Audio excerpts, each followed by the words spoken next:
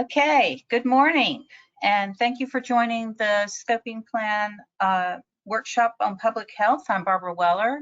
I'm a manager in the health branch of the research division. I know people are going to continue to join, but we're going to go over a few housekeeping items before we begin. I want to note that we are recording today's workshop and we'll make the recording accessible on our Scoping Plan webpage. All attendees are in listen-only mode. The workshop agenda and the slide presentations are on the Scoping Plan workshop webpage. So if you could go to the next slide, Victor, and then down to the next slide. We want to be transparent on how we'll be managing public comments during the workshop. Consistent with our approach to comments from past Scoping Plan workshops, we are dedicating time for members of the Environmental Justice Advisory Committee to share comments and thoughts after the presentations. During the public comment period, CARB staff will announce how many hands are raised, and we will have a time limit of no more than 3 minutes per person. If we have a lot of presenters, we may reduce this to 2 minutes per person, and there'll be no ceding of one's time to another commenter. Any EJAC members should use the dedicated time after the presentations to make their comments so that we can ensure that we receive their input. We are not using the chat feature, and we invite the public attending to share comments during the comment period. Next slide, please. The presentations by agencies, invited investigators, and the EJAC members will be followed by a public comment period. Now, to ask a question or make a comment, please use the raise hand function on the GoToWebinar toolbar, and that is located to the right of your screen. When staff call your name, please unmute yourself by clicking the red button and introduce yourself. The red arrow at the top of the toolbar will expand the control panel for additional options. And you can also provide written feedback or recommendations to staff through the link on the Scoping Plan meetings and workshop page. The comment period will remain open until March 7th. Please go to the next slide. If you have any technical questions or difficulties, please email Victor. Now we will start with opening remarks from California Air Resources Board member, Dr. John Baums. In addition to being a CARB board member, Dr. Baums is also a professor of medicine at UC San Francisco and a professor of environmental health science at UC Berkeley. John? Thank you, Barbara. The reason I'm participating in this workshop is to emphasize how important public health and the impacts of climate change on public health is to me personally, and I think I can speak for most of my fellow board members. It's important to them and to the agency. It's been a long time since I've been on the board. I was appointed in January 2008, and with regard to our first scoping plan, public health was not given much attention. It's gotten better over time, but this update of the scoping plan, we want to make a stronger emphasis on the importance of policies for AB 32 implementation to really impact public health.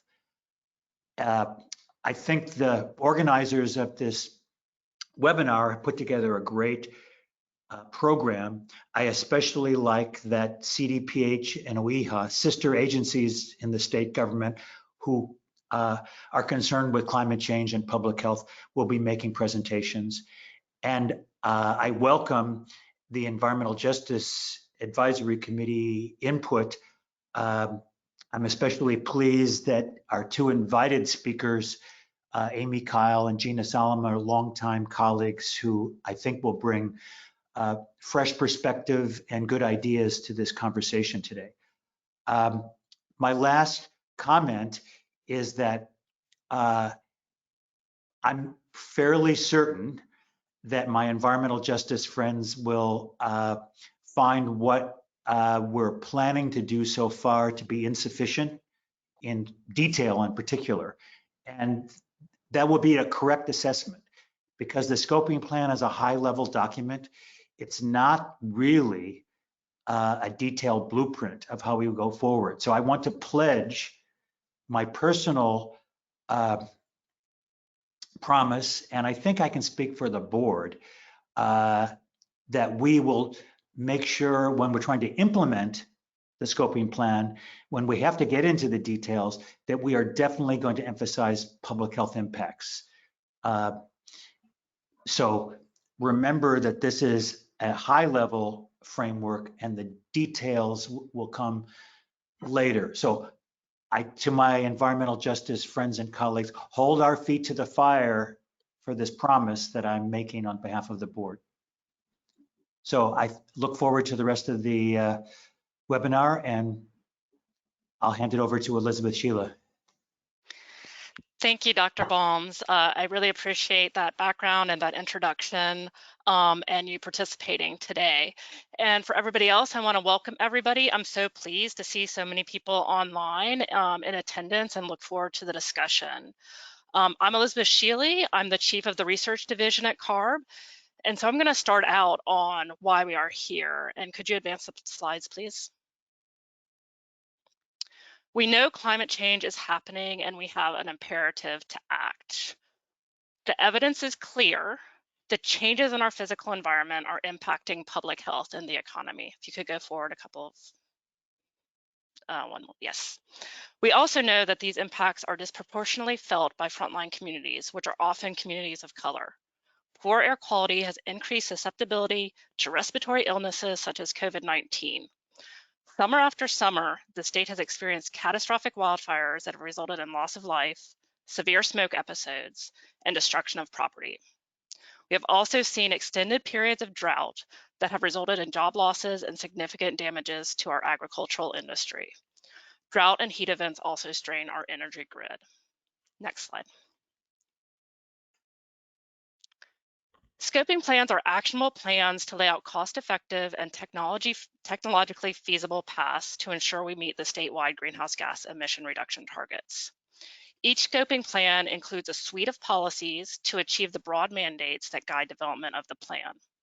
They each have a combination of incentives, regulations, and carbon pricing, many of which are mandated or authorized via statute, like the Renewable Portfolio Standard and Cap and Trade Program. AB 32 requires that CARB update the scoping plan at least once every 5 years.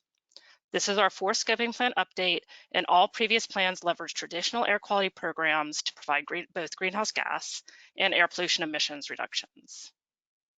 We are also required to minimize leakage, known as the situation where production of goods and jobs leave the state, so it looks like reduced emissions, but those merely moved out of our inventory.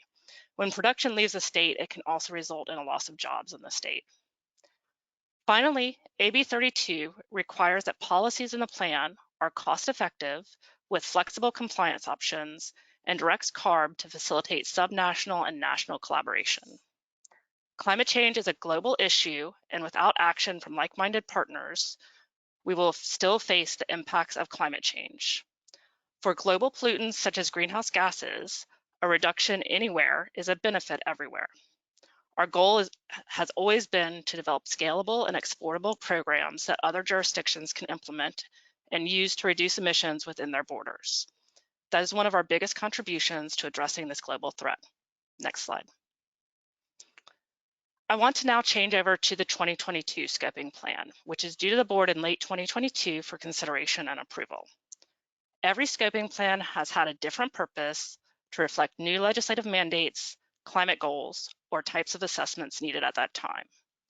The 2022 scoping plan will assess progress towards the statutory 2030 target to reduce greenhouse gas emissions by at least 40% from 1990 levels by 2030. And 2045 is a science-based target for carbon neutrality if we are to avoid the worst impacts of climate change. Next slide. Given that it looks out over 20 years, this scoping plan will have the longest planning horizon relative to any previous version. This means we'll place a larger focus on outcomes we need to achieve by that time. In identifying outcomes, the modeling will also provide paths for clean energy, clean technology, and energy deployment. For example, the rate of sales of light-duty electric vehicles or electric appliances. These metrics, in addition to the annual greenhouse gas inventory, can help us track progress moving forward.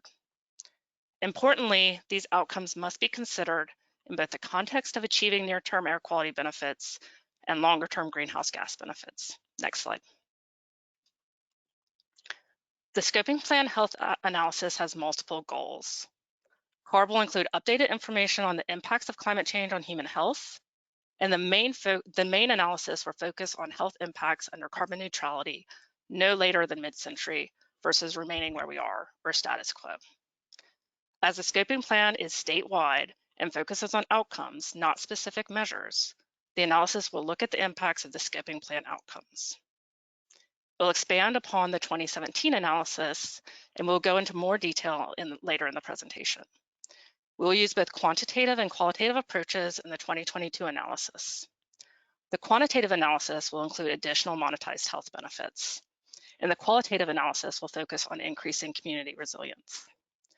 We are also looking to identify opportunities for air quality and public health benefits for vulnerable communities.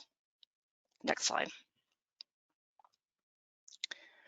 We have key partners who you will hear from today in both the California Department of Public Health, or CDPH, and the Office of Environmental Health Hazards Assessment, or OEHHA. CARB will be coordinating and drafting the qualitative assessment. We'll provide UCI with health endpoint information that we discussed more in depth in a workshop in December, and we will be covering briefly today. We'll conduct additional analysis in key areas such as natural and working lands. CDPH will be supporting our analysis, including health equity and benefits of mobility, physical activity, and green space. Finally, OEHHA will provide up-to-date findings on the science of impacts of climate change on health. Next slide. Today's workshop is focused on the public health analysis of the scoping plan, exclusive of the pathways and UCI modeling. We will also not be covering the social cost of carbon or CEQA. We will be presenting material that shows our proposed approach to the rest of the public health analysis. We will cover new science on climate change impacts on health. We'll have discussions on cumulative impacts and community vulnerability. And we're looking for public feedback on the qualitative and quantitative analysis we present to support the scoping plan. Next slide. You will next hear from Bonnie Holmes-Jen, who is a branch chief that oversees CARB's health work, and then Linda Helen and Dan Wu from CDPH will discuss climate change and health equity. Rupa Basu from OEHHA will round out the first part of the workshop with a summary of the emerging science on climate change health impacts. We'll then have a short break and then start out the second half with a presentation from Dr. Amy Kyle, centered on reducing burdens on disadvantaged communities. And then Dr. Gina Solomon will present on cumulative impacts. We'll then turn to members of the EJ Advisory Committee for their perspective and finish with public comments and questions. Thank you again for attending and look forward to hearing comments today. I will now hand it over to Bonnie. Good morning. Thanks for joining today. I'm waiting for my slides to come up. I'm Bonnie Holmes-Jen, branch chief of the Health and Exposure Assessment branch in the research division at CARB, and I'm pleased to present on the process underway to develop a public health analysis of the 2022 scoping plan and the key topics that will be covered and the tools we plan to use. Next slide, please.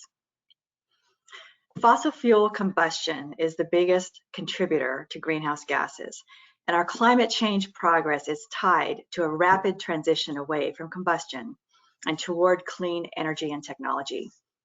We know that combustion sources emitting greenhouse gases also emit criteria pollution, including ozone and particle pollution, toxic contaminants, and short-lived climate pollutants such as black carbon.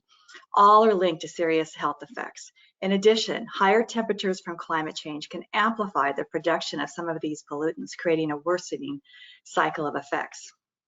We know that dramatic reductions in fossil fuel combustion by 2045 will have substantial health benefits, and our public health analysis will attempt to capture the broad range of benefits using the best tools we have available.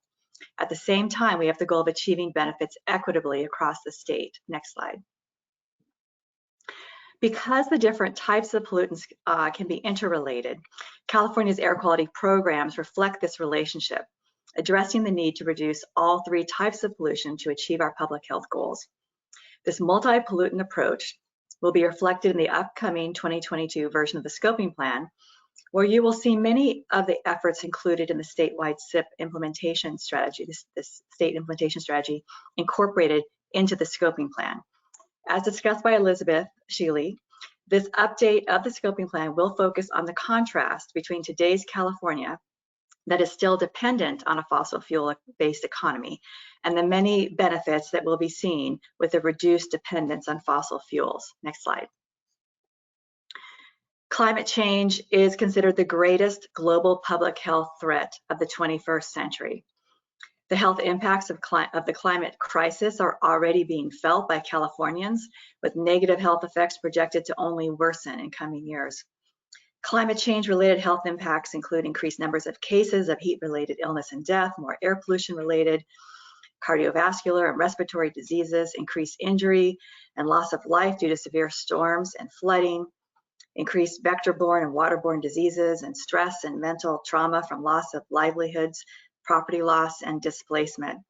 All of these impacts and others have been documented in the IPCC International Panel on Climate Change reports, including the most recent working group contribution to the 6th assessment report, and were discussed in a presentation at our October 2021 CARB board meeting. The IPCC reports examining the future impacts of climate change based on current conditions make it clear that the time for action is now to be able to prevent increasing health impacts from climate change. Next slide. Air pollution and climate impacts are not experienced equally. Under-resourced communities and communities of color are often more vulnerable to health impacts of air pollution due to conditions such as respiratory and cardiovascular disease, along with social, economic, and environmental factors. These communities who are stressed by years of inequality and a higher pollutant burden are at greater risk and have less resilience to the ongoing impacts of climate change. Vulnerable groups also include children, older individuals, pregnant women, and marginalized people. Next slide. I want to define two key terms that we'll use in the presentation. Health endpoints or health outcomes that can be measured, such as premature mortality or asthma exacerbation. We use these endpoints, sometimes we call them outcomes, to assess the improvements that can result from actions to reduce pollution and reduce the impacts of climate change. Community resilience is the ability of people and communities to prepare, recover, adapt, and withstand the impacts of disruptive events, including climate change-driven events such as heat waves and exposure to smoke from wildfires. Resilient communities are healthier communities. CARB's climate change programs have a key goal of improving health and resiliency in our people and communities. Next slide. CARB staff regularly analyze health benefits expected from efforts to reduce criteria or toxic pollution. And these health benefits are considered before moving forward. We have generally been using quantitative tools based on EPA's BENMAP model, as well as risk assessments for toxic contaminants when applicable. However, we realize that we are only analyzing a small subset of the health effects related to air pollution exposure, and much of our analysis is focused on one pollutant, fine particle pollution. The specific health endpoints that are routinely used include premature mortality, in which pollution-related illness results in early death, increased hospitalization for heart and lung causes, and increased emergency room visits for asthma, as you can see on the slide. Next slide. We know that air pollution can cause health effects beyond what CARB is currently quantifying. This pyramid is an illustration of the varied and well-known health impacts of air pollution. The illustration shows us the relative number of people impacted from these health effects, with more people experiencing the symptoms listed at the bottom of the pyramid compared to the top. The health endpoints just discussed that CARB currently quantifies are listed in the top two segments of the pyramid: mortality, ER visits, hospital admissions.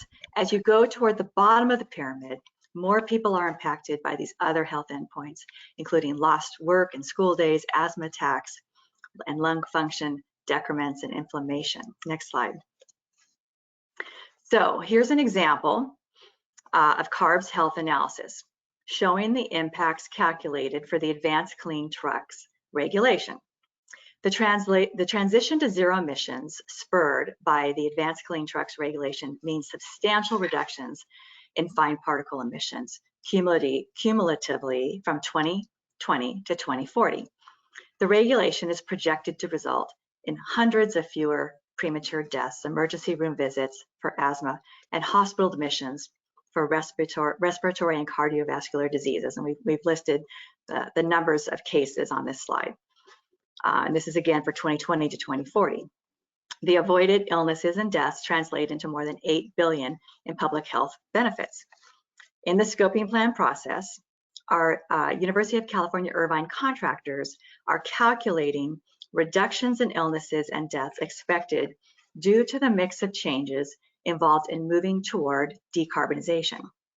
The building blocks of this calculation have been discussed in prior scoping plan workshops, and they include the pathways model, air pollution emissions modeling, and BENMAP health analysis used together to estimate avoided cases of illness and death.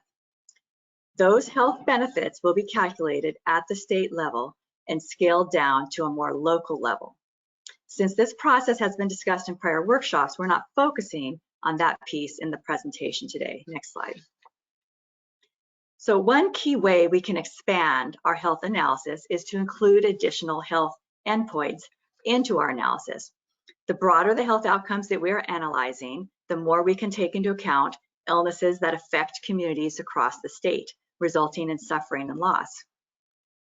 CARB has research underway or beginning on several health outcomes that can be incorporated into our health analysis, including asthma exacerbations using GPS-enabled inhalers, work loss days linked to PM 2.5, wildfire smoke exposure and health effects, birth outcomes affected by traffic pollution, and brain function decline due to air pollution. Additional research is also being initiated by CARB to estimate the benefits of reduced metabolic effects, including diabetes. Next slide, please. Our immediate plans include expanding our health endpoints to include those respiratory and disease outcomes that are listed on this slide. Fine particle pollution has been found to have causal links to these health endpoints in the EPA's Integrated Science Assessment and Policy Assessment documents. We held a public workshop in December 2021 to discuss our proposal to include these endpoints, and we will be releasing further details soon on this proposal. The endpoints include ER visits, those that are listed here, ER visits for cardiovascular disease, non-fatal heart attacks, asthma development and symptoms, lost work days, lung cancer incidence, and brain health impacts, including and also includes Alzheimer's and Parkinson's disease. We are planning to use these health endpoints in the quantitative analysis of the scoping plan being conducted by University of California, Irvine. Next slide, please. I mentioned at the beginning that we want to use the best tools that are available to us for health analysis. So while we will use quantitative tools and expand the assessment of health endpoints to generate information on a range of illnesses, we need to do more. Qualitative tools provide us the opportunity to go beyond what we can do in the quantitative analysis. We can look at a broader range of benefits, and we can more clearly demonstrate the type of inequities experienced in communities across the state. While we don't have the ability to be able to look at all the possible benefits of a low fossil fuel and carbon neutral California in specific communities, we can provide a clearer picture of the ways communities can benefit. We will use both the quantitative methods that we just described and qualitative methods together to cover the broad range of benefits. Our qualitative assessment can look at directional effects and the scale of the impacts and benefits. We will be able to look more clearly at community vulnerability and the effects of disparities in resources, health conditions, and other factors. We can look at how the goals of the scoping plan outcomes will improve health in communities and assist in the move toward more resilient communities. I'm going to take 1 second to get rid of this noise. 1 moment.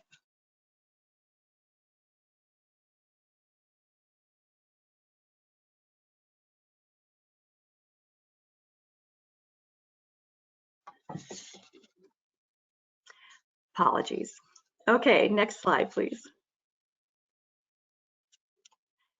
Okay, so why do a qualitative analysis?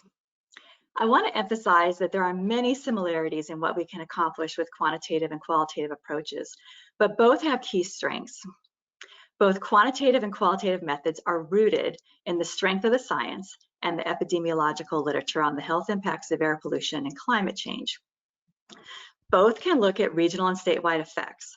However, including qualitative assessment allows us to look at the many impacts caused by inequities. For example, disparities in pollution exposures and the experiences of communities on the front line of climate change. We are able to look at the broader benefits of improved health in communities, and we can give a more complete assessment of the large range of benefits and impacts of a reduction in fossil fuel dependence. Next slide. The next 2 slides are important in outlining an approach to health analysis that is different than the last scoping plan. While we have always acknowledged the mix of factors important in creating healthy communities, we have not focused on health benefits generally outside of air pollution benefits. In this analysis, we will look at a broader set of factors that impact health in our communities and how the scoping plan goals of carbon neutrality, no later than 2045, will promote progress toward improved health. We will also look at potential adverse outcomes and how they could be reduced. Some of the key areas we will focus on are listed on this slide. All are known to have substantial impacts on increasing health in individuals and communities. Increasing green space has proven benefits, including mental health improvements and increased social interactions. Economic and food security are strong factors in maintaining health. Physical activity and increased active transport, including biking and walking, are known to have substantial health benefits. Children's health is always a priority, and we know that air pollution effects in childhood can persist through adulthood. Increased mobility options, including public transit, provides increased economic opportunities for community members and more opportunities for physical activity. Next slide, please. The scientific evidence that is clear that improvements in all these areas we just discussed can reduce chronic illness and mental health impacts. Community factors leading to health improvements include reduced dependence on vehicles with increases in transit and active transport, increases in green jobs, more access to food and less food waste, reduced traffic pollution. So now we're moving forward into discussing community resilience. There's a strong body of health literature on the importance of building community resilience in protecting health. The International Panel on Climate Change has made this a major theme of its reports on climate change and climate adaptation. CARB and other state agencies have also promoted the importance of climate resilience in the face of rising temperatures and climate effects. The connections between reduced chronic illness and health disparities and increasing community resilience are well documented. Reducing chronic disease burden in our communities is an important factor that will help communities be more resilient to the effects of climate change by reducing our dependence on fossil fuels, increasing transportation options, increasing the health of our communities. We make California stronger as we reduce the impacts of climate change. Next slide. As I've mentioned, there is already a strong body of literature emphasizing the many benefits of greenhouse gas reduction policies outside of the impact on climate change. This slide shows results from just one of many scientific studies that confirms the different types of health benefits going beyond air pollution benefits. In this case, the study is showing additional benefits from reduced noise in our communities, increased parks and greenness, and increased biking and walking. Next slide. Understanding existing health inequities is key to our climate health analysis. This slide shows results from a recent CARB-funded study showing disparities in exposure to mobile source pollutants by race in California. These results show that under-resourced communities of color are burdened by higher levels of particle pollution from traffic and industrial sources. We will be considering how to incorporate information from existing tools that demonstrate community vulnerabilities and health inequities into our scoping plan health analysis, including some of the tools that you will hear discussed today during the CDPH, California Department of Public Health, and presentation, and OEHHA. And we'll also be considering how we can use a CalEnvivo screen in our analysis. We are also reviewing new research on health disparities. For example, a recent federal EPA report on climate change and social vulnerability in the United States demonstrates that communities of color are most likely to currently live in areas where the analyses project the highest levels of climate change impacts, with 2 degrees centigrade of global warming or 50 centimeters of global sea level rise. As we attempt to chart some of the health benefits that result from fossil fuel reduction policies, we will address the challenges that these existing disparities pose to communities. Next slide, please. Our natural and working lands provide many benefits to California, both in economic opportunities and providing opportunities for recreation and increased physical activity. We also recognize the need to manage and restore our natural working lands in ways that will improve forest and ecosystem health and reduce wildfires generating harmful smoke and other adverse effects on people and the environment. We're developing a tool that will help us calculate the potential benefits of our forest management policies to reduce wildfire risks and therefore the health impacts of wildfires. This is our National Working Lands tool. And the policies analyzed could include programs such as prescribed burns and forest thinning. This tool will also help us to quantify other well-known benefits of natural working lands and greenness, such as increased physical and mental health and well-being. Next slide. We can use the strong knowledge that we have gained on health effects through epidemiological research in many areas, including children's health. This slide is showing an example of the Southern California Children's Health Study, and several papers from that study show the detrimental health impacts that traffic has on children. This study is one of the largest and longest studies of air pollution and found decreasing lung function growth, increased symptoms in asthmatic children, and even increased development of asthma from traffic pollution. Recent studies have shown that a reduction in traffic pollution due to our regulations to reduce vehicle emissions has led to bettering of lung function growth and reduced respiratory symptoms. So these are the kinds of studies we're going to incorporate into our analysis. Next slide. So I want to bring together now all of the approaches that we've been talking about and provide an overview and comparison of the analysis for the 2022 scoping plan to the 2017 plan. So take a quick look through this chart. In this update, we expand on prior work to develop a more extensive health analysis, including more quantitative and qualitative analysis. You can see the proposed increase in health endpoints of 11 compared to the 3 from the last analysis. We'll include ozone as well as particle pollution with a finer spatial analysis in this health analysis. As we've discussed, the qualitative analysis will allow us to examine many new areas that are known to impact community health. We will calculate the many health benefits of increased physical activity through active transportation, and we will also include information on wildfire and heat effects, working with our partner agencies. Next slide. It's important to acknowledge the challenges we will be facing in the transition to a sustainable future.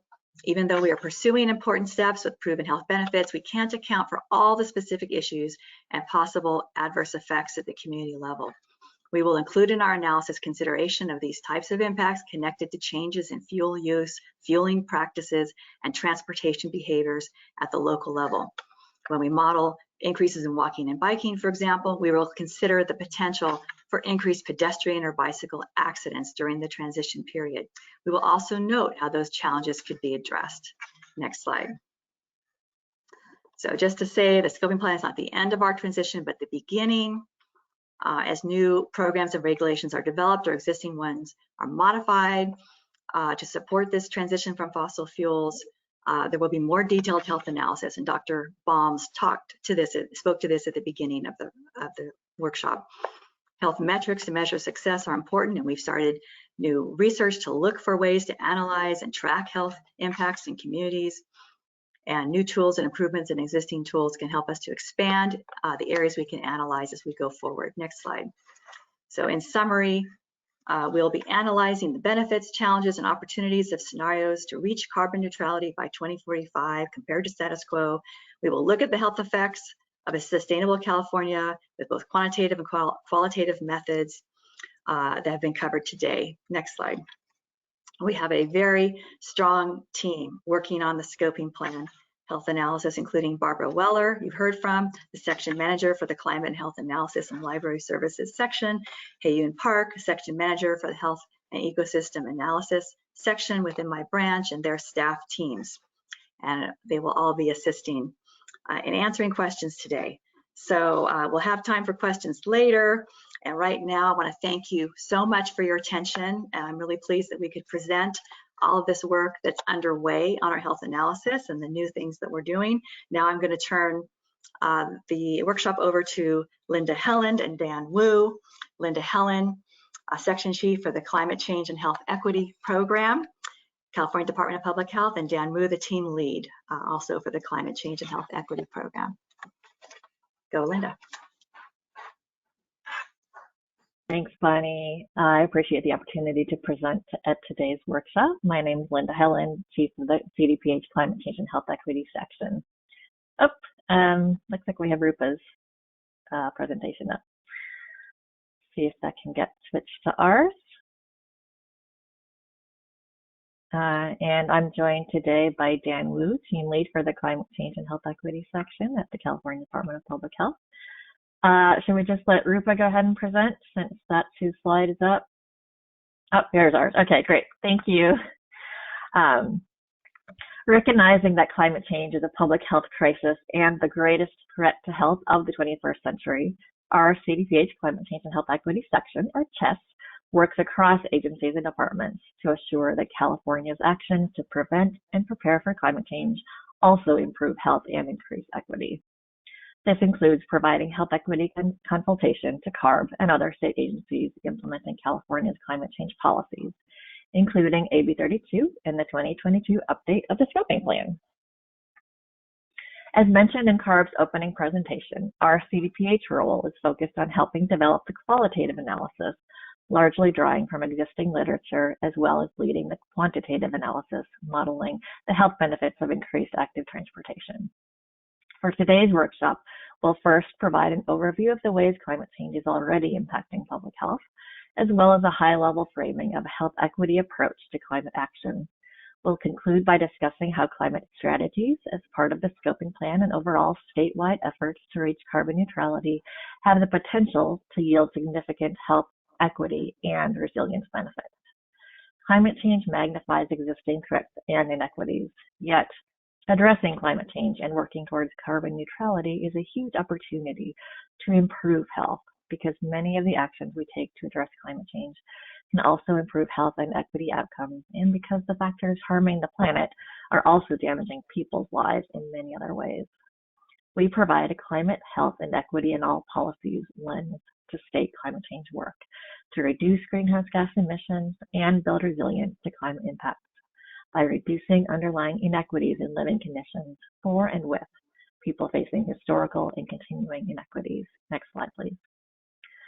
Last September, more than 200 medical journals published an unprecedented joint statement warning that climate change is the greatest threat to global public health and urging world leaders to reduce heat-trapping emissions to avoid catastrophic harm to health that will be impossible to reverse.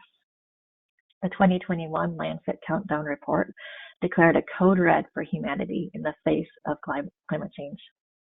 In California, the governor unveiled his budget priorities last month, with combating the climate crisis a top priority, proposing $37 billion in investments over the next 6 years to fight climate change. The California Health and Human Services Agency, or CalHHS, that CDPH is a department within, updated our strategic priorities to envision a healthy California for all, where equity is not just a word or a concept, but the core value, where we prioritize prevention and the upstream factors that impact an individual's health and well-being, and where climate threats collide with forward-leaning health practices and policies that visibly turn the tide toward community resilience. Although the window is closing, it's not too late to act to avoid the worst impacts of climate change. Next slide, please. The climate crisis touches all aspects of our health and well-being, affecting access to basic needs of clean air, food, water, shelter, and safety. Physical health effects can be immediate, such as injuries and deaths, heat stroke, and asthma attacks, or they can develop over time, such as lung and heart diseases and malnutrition, or impacts to water quality. Psychological impacts can result from climate-related exposures and traumas, such as heat waves or wildfires, or from loss of income or displacement. Mental health impacts can include depression, stress and anxiety, grief, substance abuse, post-traumatic stress disorder, and feelings of helplessness and hopelessness. This can lead to more violence and crime, loss of social and community cohesion, and more social instability. Next slide, please. In California, we're already experiencing a confluence of climate-related impacts.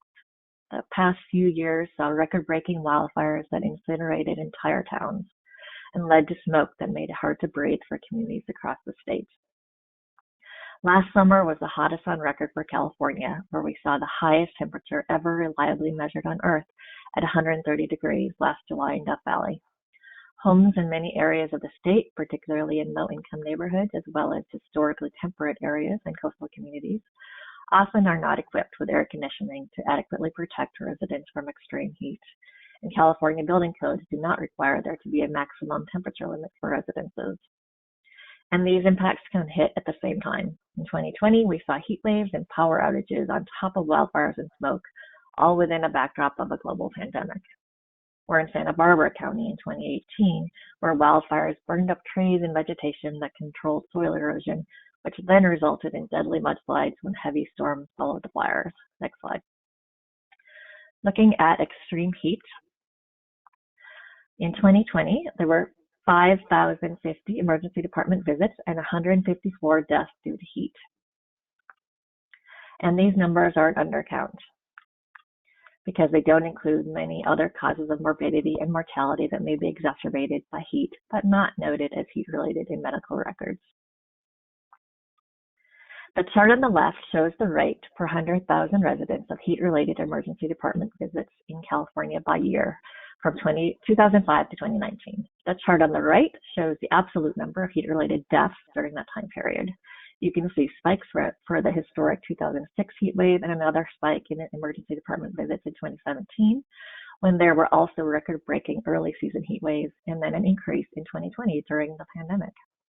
So not depicted here, heat-related deaths and emergency department visits are highest among African Americans, males, and people over age 65. In the next part of today's workshop, our colleagues at the Office of Environmental Health Hazard Assessment, or OEHHA, will go into more detail about the research on how heat harms health and impacts on vulnerable populations. Next slide, please. Wildfires also lead to injuries and deaths from direct impacts, such as smoke and burns. In California in 2020, wildfires caused 45 deaths and damaged or destroyed almost 17,000 structures.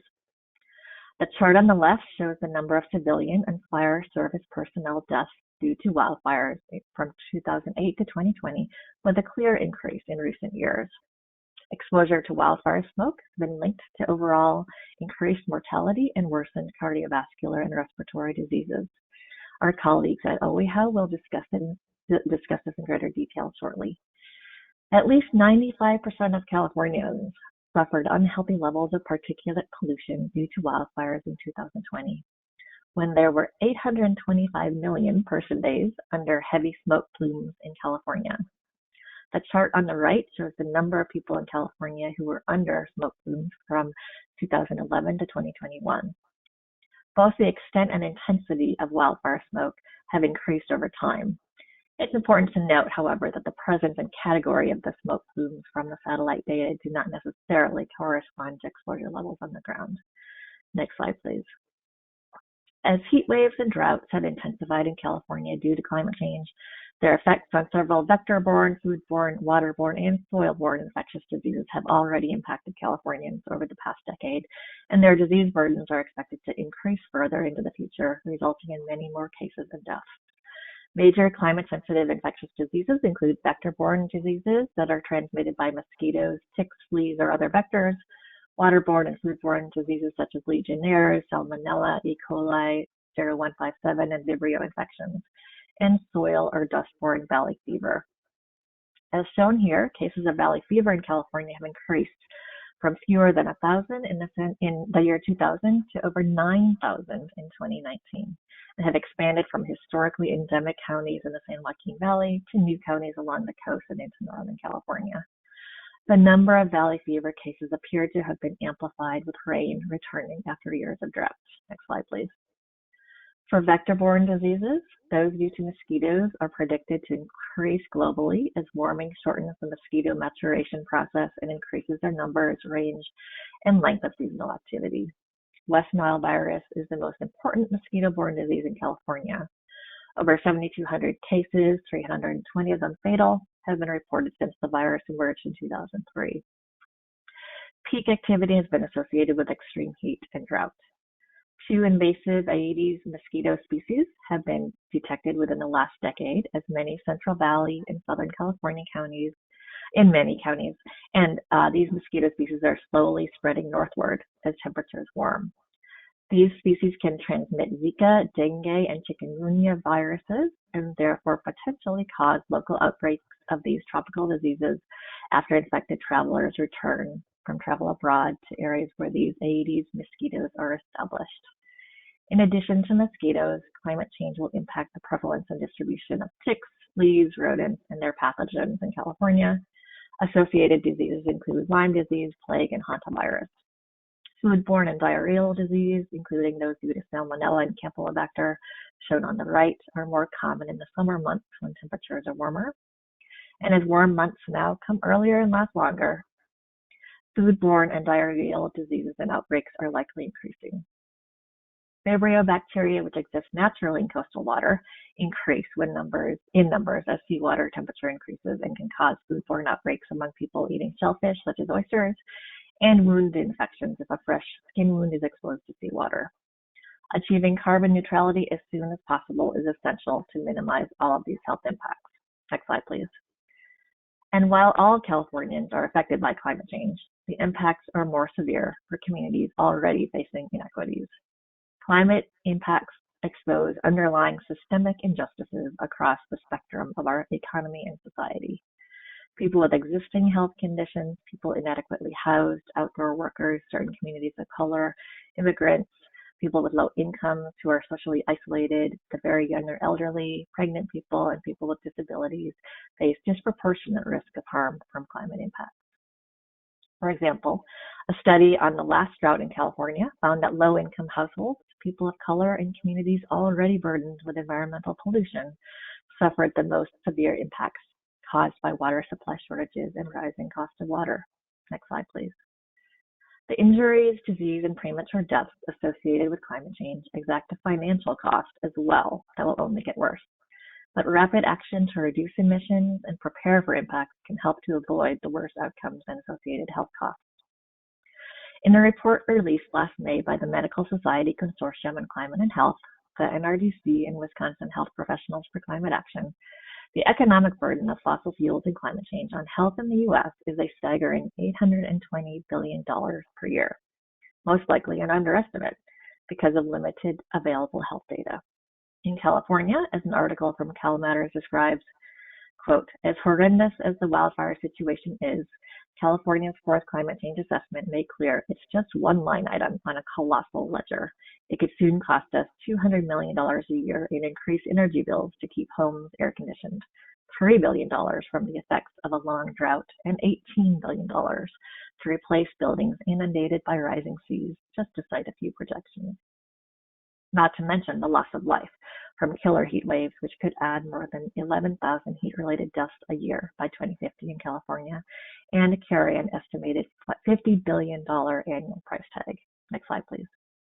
When it comes to health, we've made tremendous progress in life-saving procedures and medical care to treat disease and health conditions at the individual level, shown on the right. But despite these advancements, the vast majority of our health outcomes are influenced by social determinants, shown in the left and in the center. These include wealth, access to food, housing, transportation, and jobs.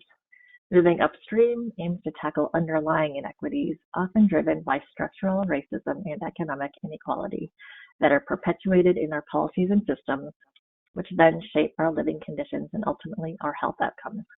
The scoping plan can lay out a blueprint to address the living conditions that drive both greenhouse gas emissions and health outcomes. Next slide, please. Because public health effects of the climate crisis are exacerbated by structural racism, at CDPH, we use a racial equity lens for climate change work. Racism affects the distribution of health-promoting resources such as clean air and water, affordable homes that protect from extreme weather, access to transportation, healthy foods, and safe places to be active, high road jobs, and economic security. For example, in Fresno County, African Americans were 8.6 times more likely, and Latinx people 4.5 times more likely than whites to reside in areas with more impervious surfaces and less tree canopy, resulting in greater heat island effect and risk of flooding.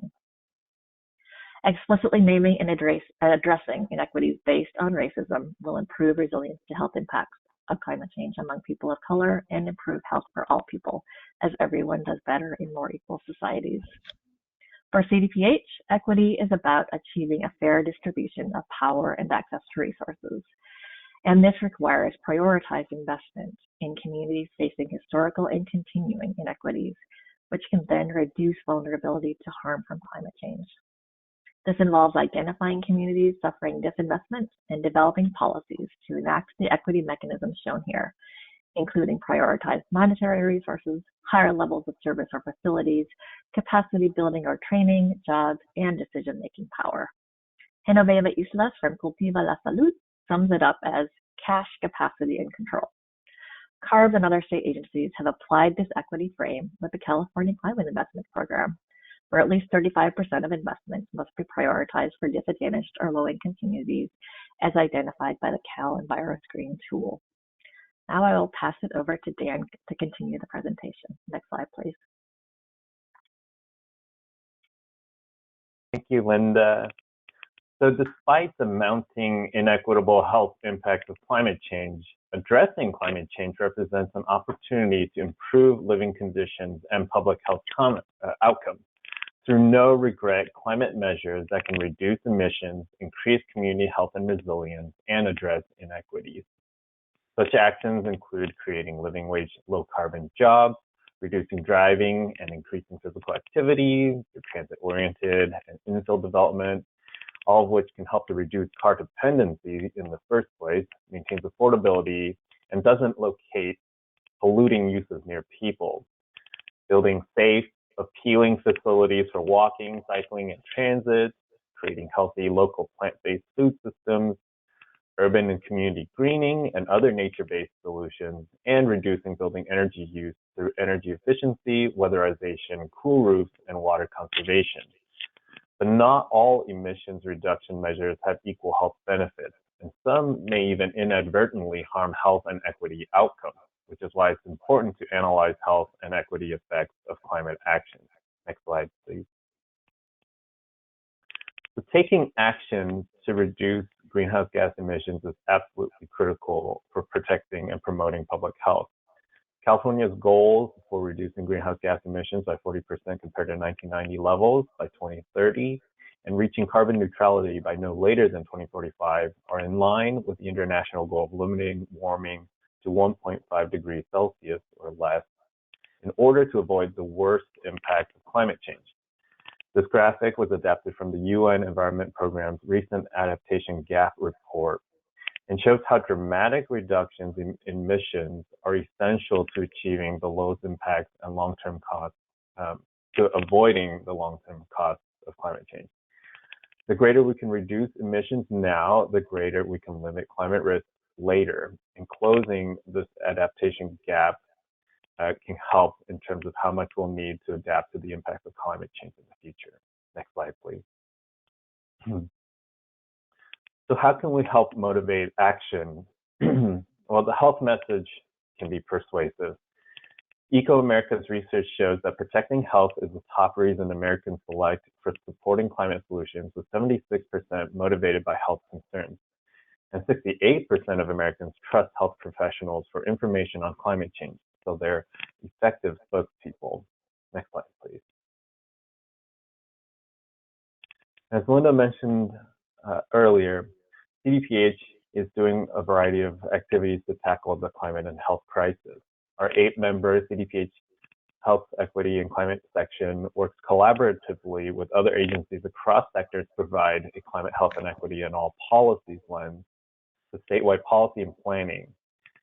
We provide technical assistance and tools to state agencies, including CARB, and for the scoping plan update, as well as to local health departments, other CDPH programs, and health partners to increase their capacity to address the human health impacts associated with climate change. A key tool is our climate change and health vulnerability indicators for California, which can help identify and prioritize resources to communities based on vulnerability to climate-related health impacts. Next slide. So for the 2017 update of the scoping plan, our team worked with CARB to utilize the Integrated Transportation and Health Impact Model, or ISIM, to quantify the health and greenhouse gas emissions reduction benefits associated with a significant shift towards greater walking, cycling, and public transit, together known as active transportation. The ISIM tool has since been developed into a publicly accessible online platform renamed the California Healthy Mobility Options Tool, a joint project between CDPH, CARB, as well as UC Davis. The reason that transportation-related physical activity is so important is that in California, the lack of physical activity contributes to the early deaths of an estimated 19,000 to 23,000 Californians each year. In comparison, around 5,400 Californians die each year from air pollution. Physical inactivity exacerbates chronic diseases like heart disease, stroke, cancer, type 2 diabetes, obesity, and dementia, which are among the top causes of death in California before the pandemic. For the 2017 Scoping Plan Health Analysis, we used this tool to estimate the health benefits of increasing the median weekly time of walking and cycling from 41 to 181 minutes. As a result, we would see 11,307 fewer chronic disease deaths each year due to increased physical activity. This would be very significant, on par with some of public health's greatest achievements. The associated health cost savings would be between $8 billion and $108 billion per year, while annual car greenhouse gas emissions would be reduced by 10 million metric tons due to replacing about half of short car trips with walking, cycling, and transit in this scenario. There would also be projected increase in road traffic crashes and related deaths, however, just because you have more people on the street. So this underscores a continued need for providing active travel, safety measures, and protection. This analysis also provided the basis for ambitious active transportation goals of quadrupling walking and transit trips and a 9-fold increase in cycling trips by 2030. And this was ultimately included in the 2017 Scoping Plan update. So for this current update of the Scoping Plan, we're working with CARB to run a similar analysis with different scenarios, with an intent to look more closely at the equity dimension, particularly around race and income, of the potential health benefits of active transportation as a climate action strategy. Next slide, please. So this tool shown is the California Healthy Places Index, which is actually developed by the Public Health Alliance of Southern California with input from our CDPH team. In short, it's a powerful tool for exploring local factors and social determinants of health, such as housing, transportation, economics, and more, all of which can help predict life expectancy and for comparing community conditions across the state. So our team works with state agencies to incorporate the tool in different state climate investment grant programs that aim to reduce greenhouse gas emissions, including the Affordable Housing and Sustainable Communities Program, the Transformative Climate Communities Program, to be used as a supplemental tool to CalEnviro screens to better understand community health needs and inform how projects can help address social determinants of health. HPI indicators can also serve to measure progress towards meeting goals of improving the conditions that lead to health and equity while we reduce emissions. Next slide, and I'll turn it back to Linda. Thanks, Dan. The goal of the scoping plan is to lay out the framework and broad vision for a healthy, equitable, and carbon neutral future. And many of the strategies for reducing greenhouse gas emissions can not only benefit health, but reduce inequities, as well as build community resilience to climate-related impacts. Parks and greening can encourage greater physical activity, reduce ambient hot temperatures and noise, clean the air, and promote opportunities for people to play and be outdoors together, strengthening social cohesion. Efforts to create low and zero carbon, stable and safe, affordable housing is another win-win strategy that can tackle a number of California's existential crises, including climate change, homelessness, cost of living, and safety, while promoting overall health and well-being. Land use and transportation and housing strategies, when addressed together, like what CARB, the California Transportation Commission, and the Department of Housing and Community Development are jointly tackling, can help create built environments that reduce the need to drive in the first place, encourage more physical activity, provide more access to healthy foods and other basic needs, improve air quality and commute times, and more. Economic strategies that help to spur the creation of safe and well-paying jobs in the clean energy economy can improve health through better working conditions, more stable and less stressful employment, while providing individuals and households greater economic security and equality. Efforts to reduce co-pollutants of greenhouse gas emissions are critical for reducing air pollution, particularly for environmental justice communities, and are central in the work of the Environmental Justice Advisory Committee in advising CARB. And as CARB and partner agencies implement policies, programs, and regulations in alignment with the scoping plan, there will continue to be a critical need for centering community engagement and community-driven decision-making. Collectively, these broad strategies can lead to improved heart and lung health, greater mental health and well-being, reduction in chronic diseases and heat-related health harms, while strengthening community bonds and connections, a critical foundation for building community resilience in the face of mounting climate impacts. If implemented with an intentional focus to address racial inequities, these strategies can have outsized health benefits for those facing the greatest inequities, namely Black, Indigenous, and people of color or BIPOC populations. Next slide, please. Our health is more than what happens in the doctor's office. It's based on our daily living conditions, our social, physical, and economic environments, and the services and resources we're able to access. Or, for many historically marginalized groups, dismantling structural racist policies, institutions, and programs to ensure equitable access for all Californians. The impacts of climate change will be felt by everyone, but those experiencing existing inequities are hit first and worst. Even if we reach carbon neutrality tomorrow, there will be unavoidable climate change impacts from the warming that has already occurred. But rapid decarbonization and reaching carbon neutrality can help avoid the worst impacts, with many strategies providing both emissions reduction and resilience benefits. And while the window is rapidly closing, it's not too late to act. The state's goal for reaching carbon neutrality has the potential to not only reduce emissions, but improve social determinants of health in ways that benefit health outcomes. With intentional centering of equity and climate policies, those currently facing the most inequities stand to gain outsized public health benefits in a carbon neutral future. Next slide, please. Now we'd like to pass the microphone to Rupa Basu, Chief of the Air and Climate Epidemiology Section of the Office of Environmental Health Hazard Assessment, who will speak on evaluating health-related impacts from climate change, a summary of air pollution and heat studies. Next slide, please. Thank you very much.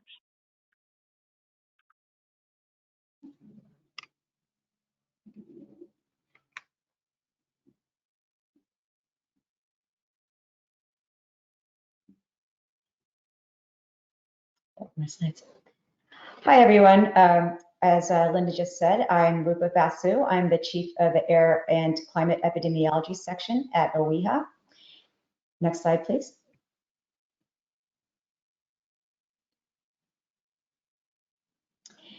In the next few slides, I'm just going to present the work that we've done at OEHHA. I would say about half of our studies are air pollution related studies, and then the other half are temperature and heat related studies. I'll give you a summary of those studies and then discuss some vulnerable populations and end with a wildfire study that we recently published. Next slide, please. So I know we've already talked about populations at risk, but I just wanted to go over them again because I feel that this is very important. First, start with the top, pregnant women, and then going to the right, elderly, those living on higher floors and apartment buildings, particularly those who live alone, outdoor workers such as farmers, those taking medications such as beta blockers and antidepressants. And as I'll show you, air pollution and heat both have cardiovascular and mental health implications. So it's very common that populations could be taking these medications and they would prohibit taking any kind of action, for example, during a heat event. A big one, of course, is right in the center, poverty. And there's so many ways that we measure poverty, and there's so many different ways that poverty kind of presents itself. Many times in epidemiologic studies, we can look at only race or ethnic group, but really there's so many other factors that are involved. At the very bottom here, I have athletes, particularly young athletes exercising outdoors, and then young children, and of course, socially isolated populations. Next slide, please. Okay, so before we move on, I think it's really important to talk about the root causes of the disparities.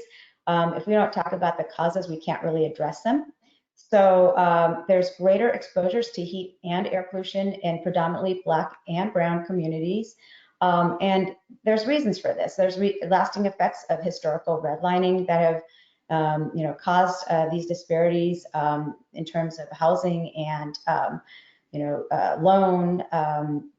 And so then there's been segregation as a result of this. And in these areas, there's a disproportionate sighting of sources of air pollution. They come from various sources, whether it's fossil fuel combustion, traffic, closer proximity to freeways, to name a few.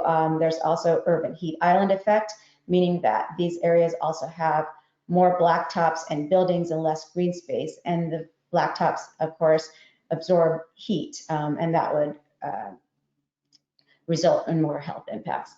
So there's also issues with structural racism and socioeconomic inequalities. Of course, there's the greater levels of chronic stress, but also there's fewer resources to reduce exposures. An example of that is maybe use of air conditioning during a heat wave. That's a very simple example, but there's also uses of filters or relocating during a wildfire. There's also some inequities in access, quality, and affordability of healthcare. This is a huge one because even if there is the same access of healthcare, there's less diversity in healthcare providers. There could be differential treatment based on race or ethnic group.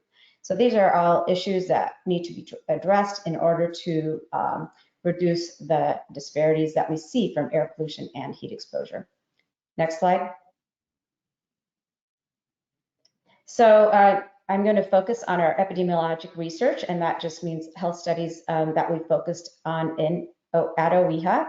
And the population, because we're a state agency, really we do a lot of California-specific studies. We do study some national and we have some international collaborations as well, but really focusing on California. There's some regional analysis, coastal and inland analyses.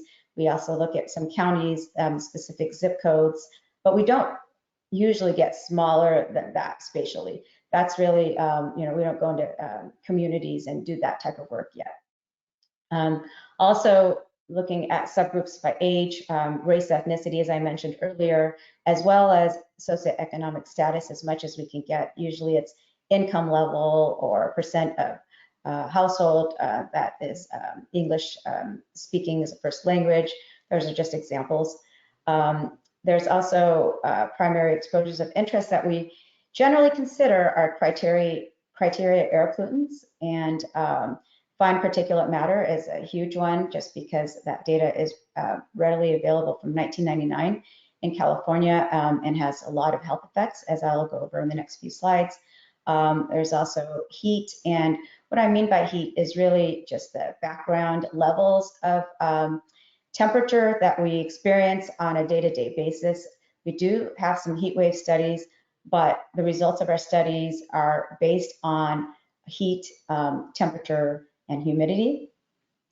And another exposure that we've recently started to study, and I will show one slide later, is wildfires. It's just because we have the data in California for the last few years, we've been starting to look at wildfire and health impacts. And we look at both short-term and long-term associations. Short-term is very acute, requires a very quick public health response. It's same day within 7 days of exposure. And long-term tends to be monthly, seasonal, or annual. Next slide, please. And the outcomes that we've generally explored are emergency room visits, hospital admissions, and mortality. Just to give an example of some of the outcomes we've considered so far, cardiovascular diseases as well as subgroups of cardiovascular disease such as heart attacks or congestive heart failure, ischemic heart disease, respiratory diseases, and then also subgroups of those such as asthma, chronic obstructive pulmonary disease, mental health. Mental health also includes homicides and suicides, also psychotic disorders and neurotic disorders, metabolic disorders. And then a huge area of interest for our group has been birth outcomes. We've explored low birth weight, preterm birth, as well as stillbirth, and we're involved in writing a review of this birth outcomes related to air pollution and heat. That was published a couple years ago. And then also we have some cohort studies, biomarkers that really help us understand biological mechanisms. This cohort is the study of women's health across the nation. It's the SWAN cohort. Next slide, please. So I will discuss our health effects of air pollution studies first. Next. Just to give an overview, as I mentioned before, we look at the criteria air pollutants, and those are fine particulate matter, nitrogen dioxide, carbon monoxide, and ozone. We also consider constituents and sources of PM2.5. This is important, so we want to know, is it mostly traffic-related PM2.5? Is it mostly metals, for example? There's also metrics of traffic that we look at specifically and distance to roadways. Our data sources have included federal, state, and air district monitoring networks, as well as model data that we get from other research groups, such as the Scripps Institute of Oceanography and UC Davis. Factors that we've considered are geographic and meteorologic factors, as well as socioeconomic and demographic characteristics, as I explained. And it's really important to, of course, address and look at environmental justice issues and disparities. Next slide. I've tried to break this down into all of the criteria air pollutants. As you can see, the fine particles have increased respiratory diseases, as well as asthma, heart attacks, cardiovascular diseases, and the adverse birth outcomes that we've looked at: preterm delivery, low birth weight, and stillbirth. Ozone also has results from these adverse birth outcomes that are elevated, as well as asthma, mental health disorders, and then sulfur dioxide and nitrogen dioxide have exposures. These are exposures that are related to stillbirth. Next slide, please. So this is really important. People of color are disproportionately impacted by air pollution. We know that to be true, but it really depends on the pollutant and the outcome. So it varies. So for example, Black people who are non-Hispanic have had greater risk from asthma, from coarse particles, and mental health disorders from ozone, as well as adverse birth outcomes from fine particles. But Hispanic people have had greater risk from mental health effects, specifically carbon monoxide and nitrogen dioxide, as well as asthma from coarse particles. And finally, we've seen some disparities for Asian populations in California, and those are that increased COPD from ozone, increased acute respiratory infections from ozone, as well as mental health disorders. Next slide, please. Next, I'm going to go into the health effects of heat exposure. Next slide. So just like air pollution, heat affects nearly all organs in humans. It really feels like the more we study, the more we find out, and we find out that there's more and more health effects. It used to be that it was really heat-related illness and dehydration, but we now know that it's important to look at other health outcomes, such as cardiovascular disease, mortality, and morbidity. That's a huge risk, huge outcome that we've seen from heat, really elevated associations, as well as mental health outcomes, adverse birth outcomes, also liver and kidney diseases, gastrointestinal diseases, respiratory diseases, which are often confounded by air pollutants as well, and diabetes. Next slide. So health effects from temperature really vary. Of course, we have the classic heat-related definitions of heat illness and dehydration, but as I mentioned, there's also acute renal failure, intestinal infections, all the mental disorders, including homicides and suicides that we examined, increased pneumonia hospitalizations, and also all respiratory disease hospitalizations. Again, we see the adverse birth outcomes, and actually I do have to say that the adverse birth outcomes were a much greater association than when we were anticipating. There's a pretty strong association. And then on the right side here, I have some of the cardiovascular and other health outcomes. These are from emergency room visits. So there's increased hypotension and decreased hypertension, and that's because when during heat exposure, blood pressure actually decreases. But then we see an increased ischemic heart diseases and ischemic stroke with increased temperature. And that's because cholesterol levels increase. So it's really important to differentiate the subgroups of disease, such as cardiovascular disease, and also look at the underlying mechanisms.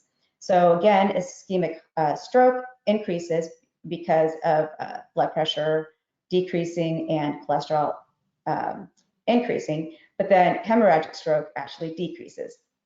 So these are all really important to address.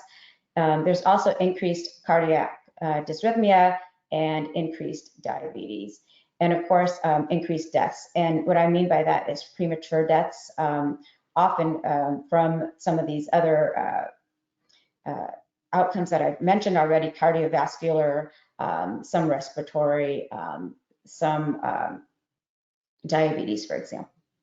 Next slide, please. Again, people of color are disproportionately impacted by the increases in temperature.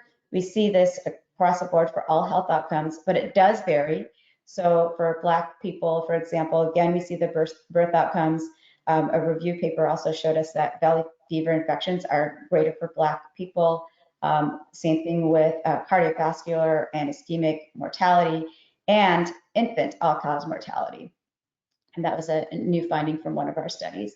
And then for non-Hispanic Asians, some of the outcomes that we saw to be increased for them specifically was dehydration, diabetes, and adverse birth outcomes. Among Hispanic people, we saw the increased risk for preterm birth, stillbirth, respiratory hospitalizations, as well as mental health, cardiovascular diseases, renal diseases, and intestinal diseases. Next slide, please. So, of course, we can't talk about climate change without talking about how it is multifactorial. So heat, of course, leads to drought, which increases the risk and I guess frequency of wildfires. Next slide, please. So a study that we published recently was looking at the 2017 Napa Sonoma fires specifically. And from that study, looked at both hospitalizations and emergency room visits, found that respiratory diseases, as well as specific diseases such as asthma and wheeze and chronic lower respiratory disease were all at increased risk. But it's also important to address the fact that heart attacks and cardiovascular outcomes are also associated with wildfire exposure. This is from PM2.5 specifically during this wildfire. Hospitalizations such as diabetes were increased, while pneumonia actually had a negative association.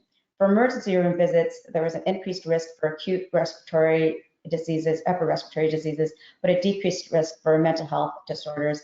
And that's because I think that we looked at short-term exposure to PM2.5 rather than long-term exposure, which maybe that's when the mental health outcomes would be more strongly associated. Next slide, please. So our studies have been used to inform national as well as state climate change related work. Just to give a few of the examples, with the US EPA, our air pollution studies are used to create standards for criteria air pollutants. And then our temperature studies were used also by the US EPA to come up with heat-related deaths and cost related to these heat-related deaths throughout the US using BenMap. And then in the state of California, our studies have been used in various settings, such as the California draft of the Extreme Heat Action Plan, the Climate Adaptation Strategy, preparing for California for extreme heat. Those were some guidelines and recommendations that we worked on with CDPH and other agencies.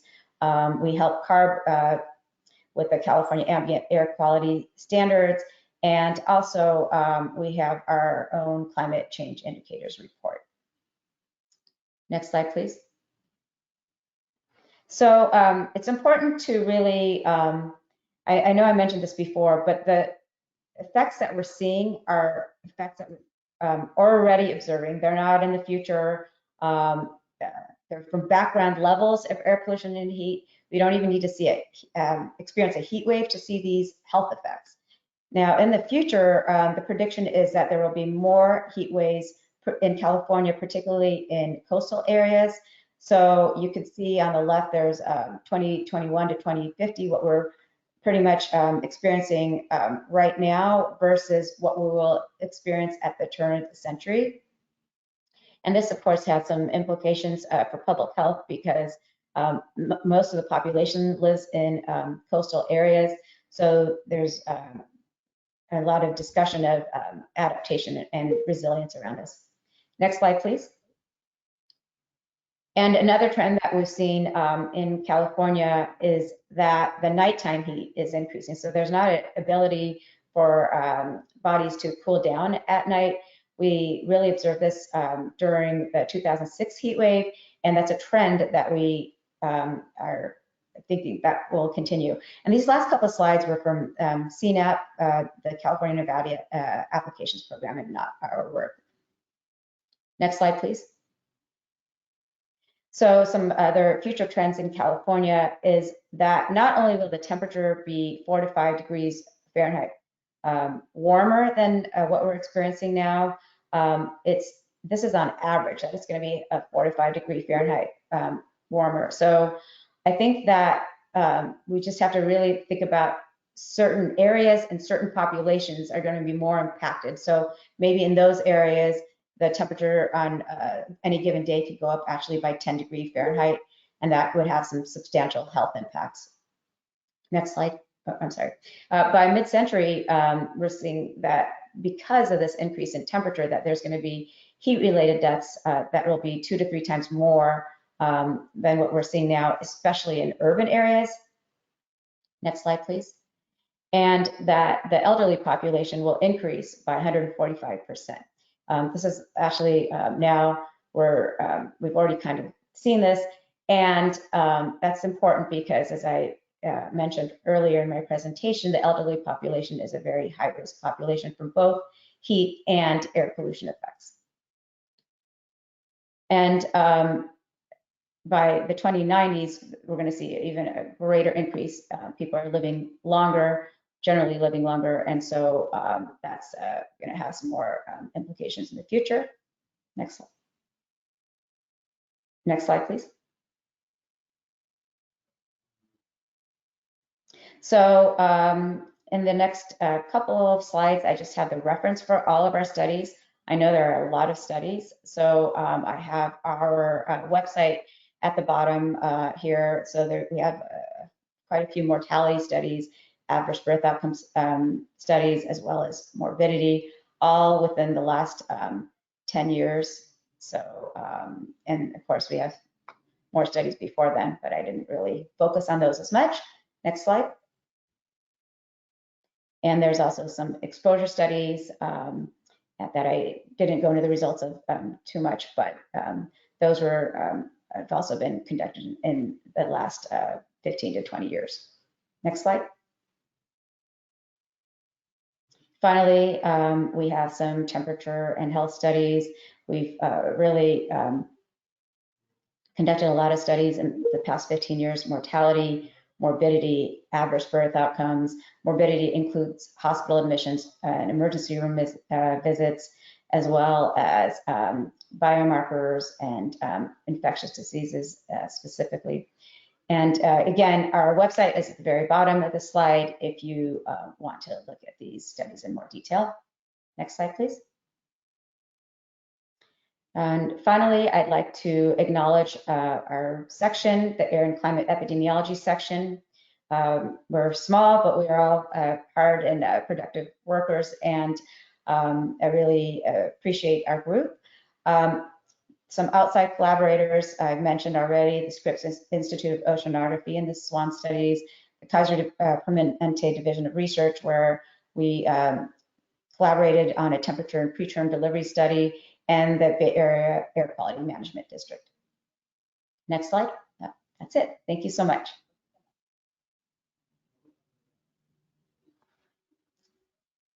Okay, thank you, Rupa, and all of the speakers. We are going to take a break now, and we will come back at 11:10. So we'll take almost a 10-minute break. And it's not quite 10 minutes, but we're going to be back at 11:10 for the next series of speakers. So thank you. Let's all get out of our chairs, get something to drink, get hydrated, and be ready for the next speakers. Thank you.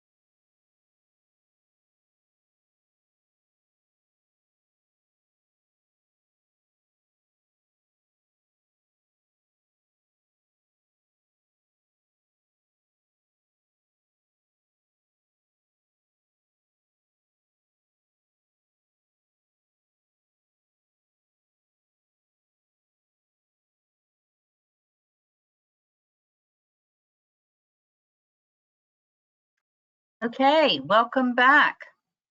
So hopefully we're all back from our break and refreshed. So welcome back, and our next presenter is the Environmental Justice Advisory Committee's invited expert, Dr. Amy Kyle. Dr. Kyle has worked in public service and academia for both practical and technical aspects of environmental protection and public health, and her work spans science and public policy. Dr. Kyle recently retired from faculty at the School of Public Health at UC Berkeley, and we welcome Dr. Amy Kyle.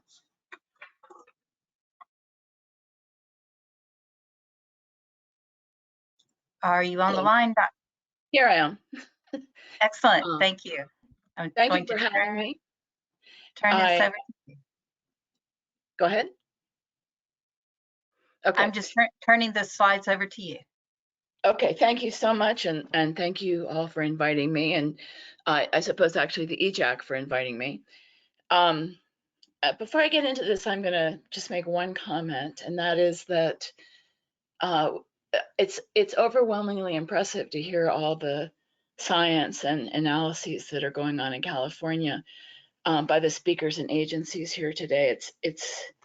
It's fascinating, it's inspiring, and I think our challenge is now to figure out how to draw on those resources in ways that can make the scoping plan and the related activities best achieve the goals that we all share for advancing equity and justice and minimizing impacts on vulnerable individuals and populations. So I'm going to turn the discussion a little bit from a lot of fantastic presentations about analyses to maybe a little bit more of a strategy of thinking about what data and information we have and what we need to decide and how that can be used, particularly with a focus on justice. So let's see, next slide, please.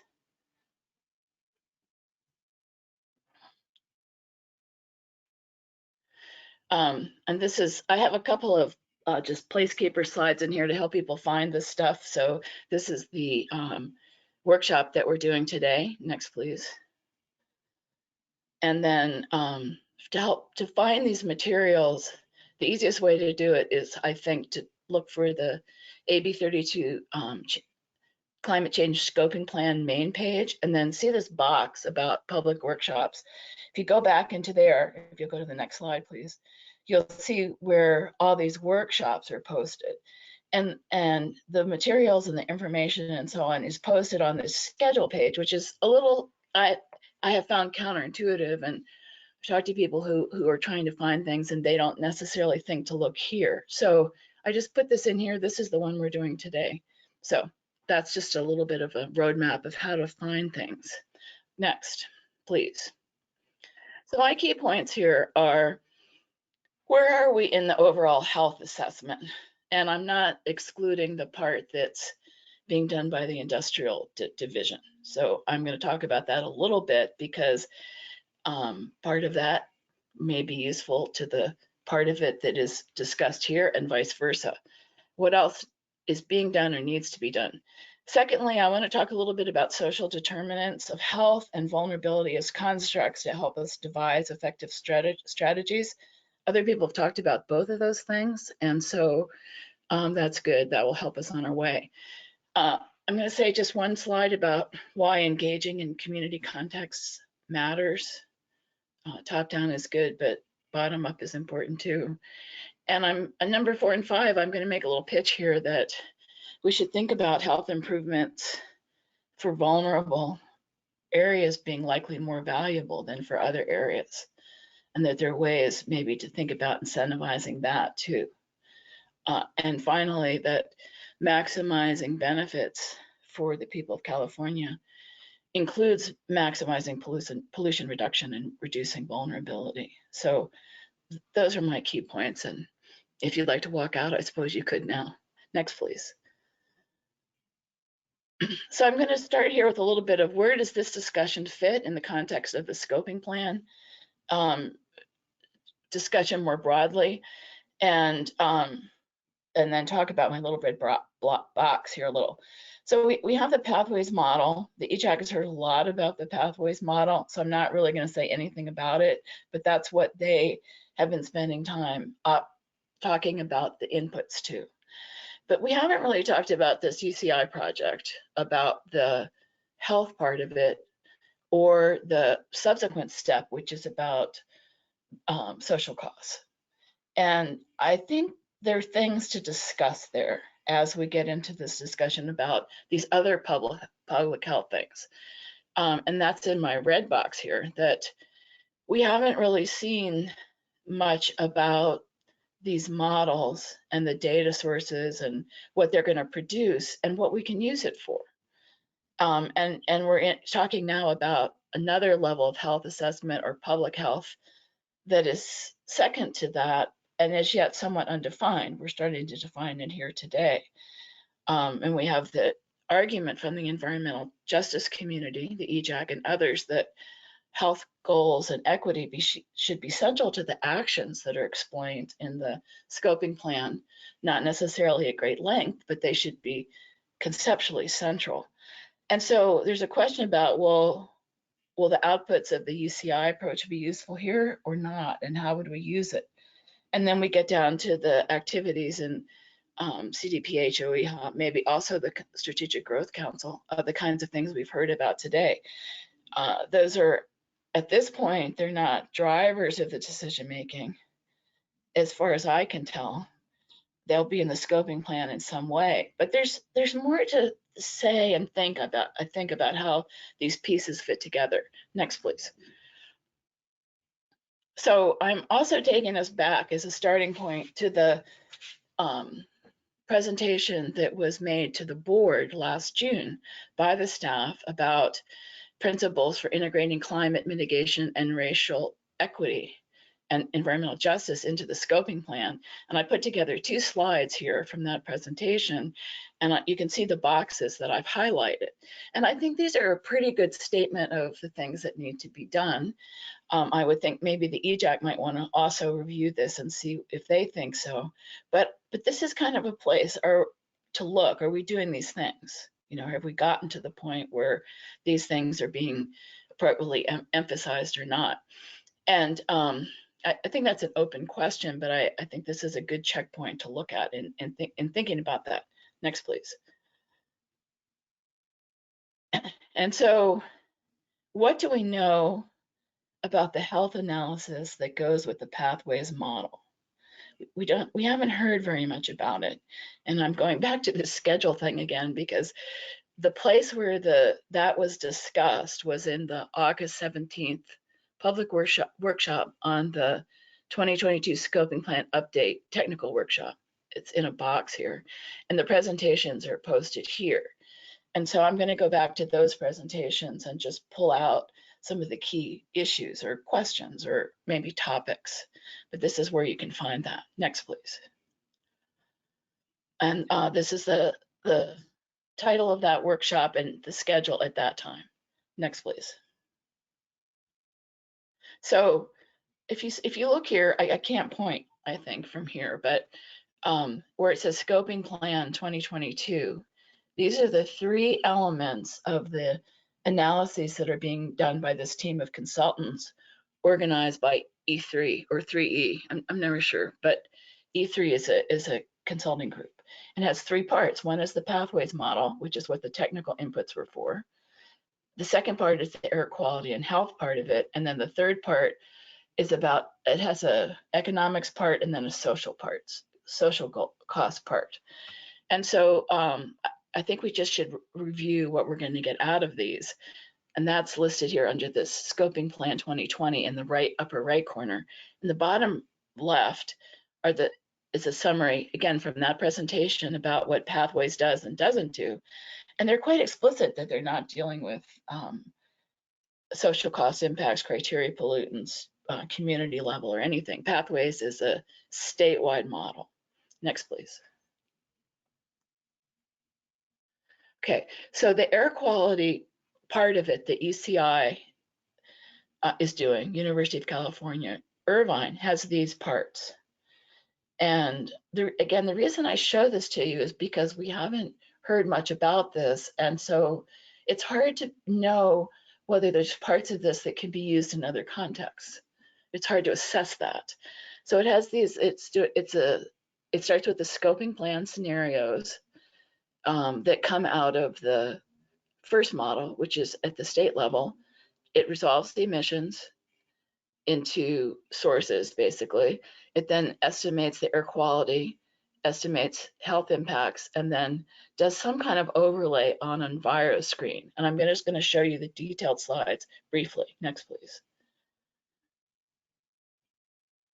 The emissions modeling is to develop an emissions inventory for both the reference case and the scoping plan case, which includes all the emission sources in California, by drawing out, again, the statewide results for the so-called end-use sectors, overlaying it on the emissions inventory somehow. I don't understand how this is being done, but they're going to do it using this smoke model. So next, please. And then this is kind of a little bit of a diagram of parts of it.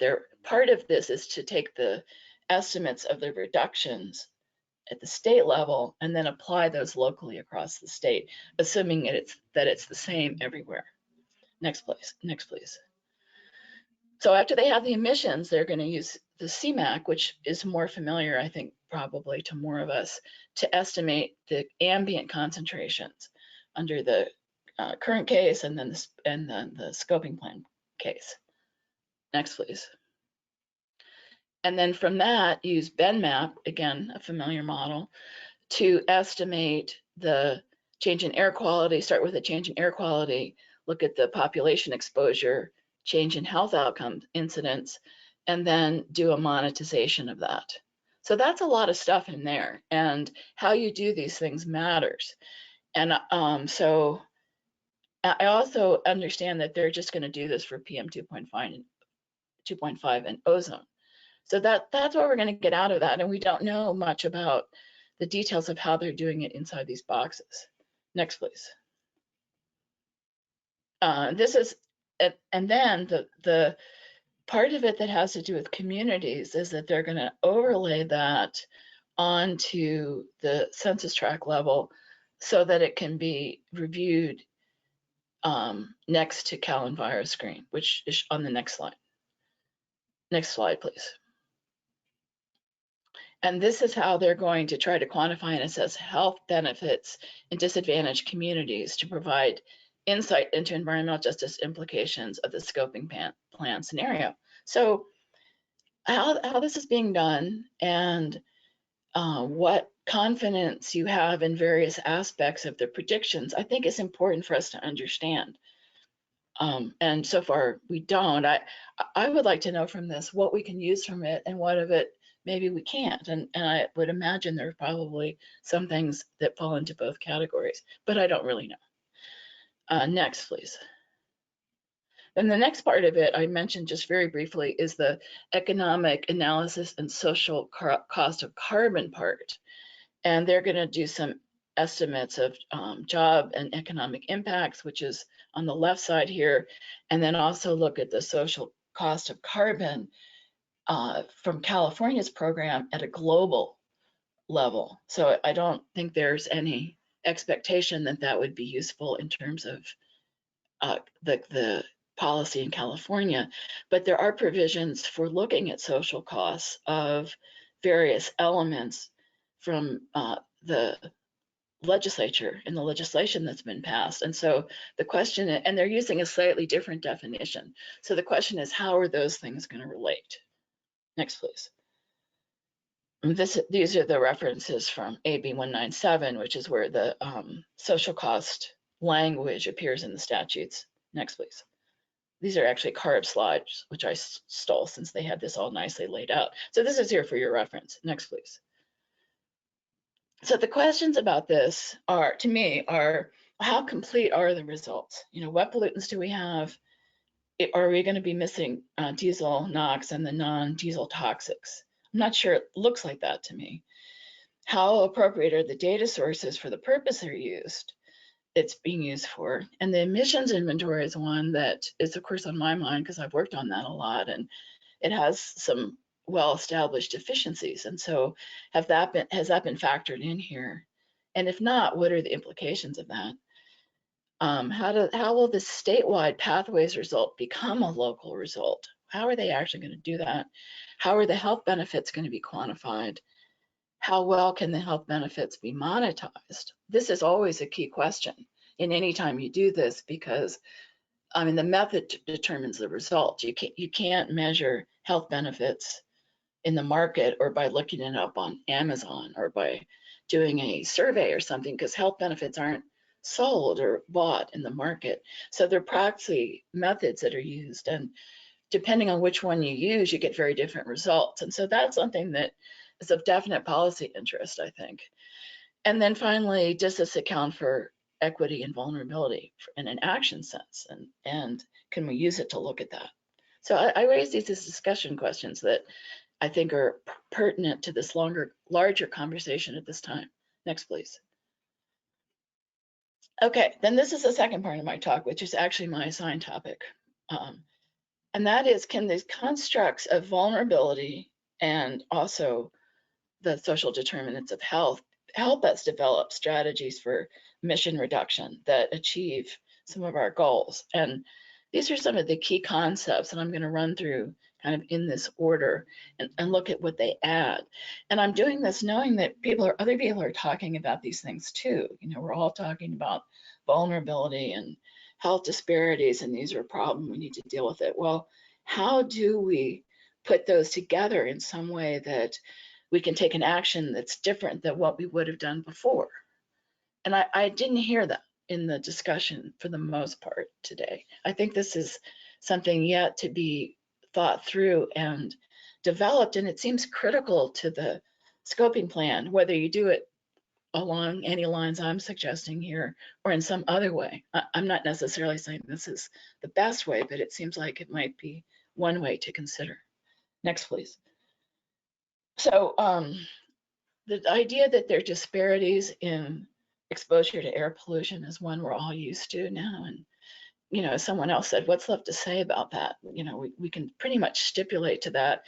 And I believe, and this is a recent paper that came out of a group with Julian Marshall, where they went through just an exhaustive analysis over many years in many places and show consistent patterns of disparities in exposure to these are the criteria pollutants. Next, please. And that's the map display. This is the data, and this is the reference. So I commend that to you. I'm not going to talk about it anymore. Lots of other people have talked about this issue, but it's a fundamental concept. Next, please. And then I think that takes us, after that, we have disparities. We get into this environmental injustice idea. And again, this is just one model of that, but it starts to bring in socioeconomic status, lack of access to resources, issues about where people live, their community, basically. In this case, this also brings both indoor and outdoor pollution, so an element of cumulative impacts. And we start to talk about the overlay of these things increases the injustice and increases the difference in the way that people may be expected to be affected by air pollution and other things. So the concept builds and maybe expands a little bit. Next, please. And then as we start to talk about vulnerability, we talk about both individual and community vulnerability.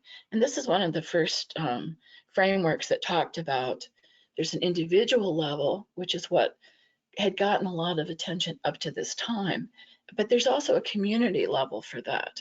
And this is from, I think, 2004, Gilbert G. and Devin Payne Sturgis's model. And the individual level vulnerability is below, and they start to, and then look at the way those pieces together as influenced by the community level vulnerability above.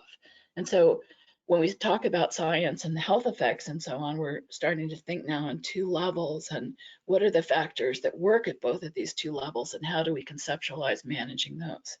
Next, please. And then maybe the next step after this is a definition of vulnerability as fitting into a paradigm that is often used in risk assessment. This is from 2007. Here we have a more kind of traditional environmental model with sources of stressors on the left and the environmental conditions in this column. And then you see the vulnerability factors as they're applied to the receptors in the circle that are at the individual community and population level and influencing the outcomes at two places in this model. I think, again, this is another step towards understanding different places where influences occur and hence where interventions may matter. Next, please. I don't have too many more of these. And then I'm going to talk about Callan virus screen. This is actually from a published piece rather than from the state documents, but it's the fundamental underlying conceptual model is that we have pollution burden and then population characteristics that include those related to sensitivity of the people themselves and socioeconomic factors. And it's delinked in a sense from the causes. It embodies some conceptualization of that, but delinks the numbers from that. And so I think that it's, in that sense, this is one reason it's been successfully used to pick communities for funding, but not as much to influence our policy choices on a systematic level. So this is how I would place this. It's intended to develop an index. It's not intended to be full causal model, but it tends to make the community look like it's the thing that is causing or responsible for the effect. It's the community that's disadvantaged. It's the community that's vulnerable. And it's not linked to the things outside the community that are causing that. So I think this has shaped in some way the ways we have used that. Next, please. Okay, then social determinants. That comes from a whole different realm. The social determinants come from a different tradition, different set of people. The version on the left here is one that is put out by APHA, American Public Health Association. Housing, healthy food, incarceration, environment, literacy, access to care, health coverage, graduation, poverty. There are many iterations of this that all have to do with these larger factors that influence communities and how intervening in those may do more to improve health than intervening through healthcare or other later measures. So the idea is to move further upstream to the more fundamental causes. And that's been a very powerful and important idea that has influenced a lot of things.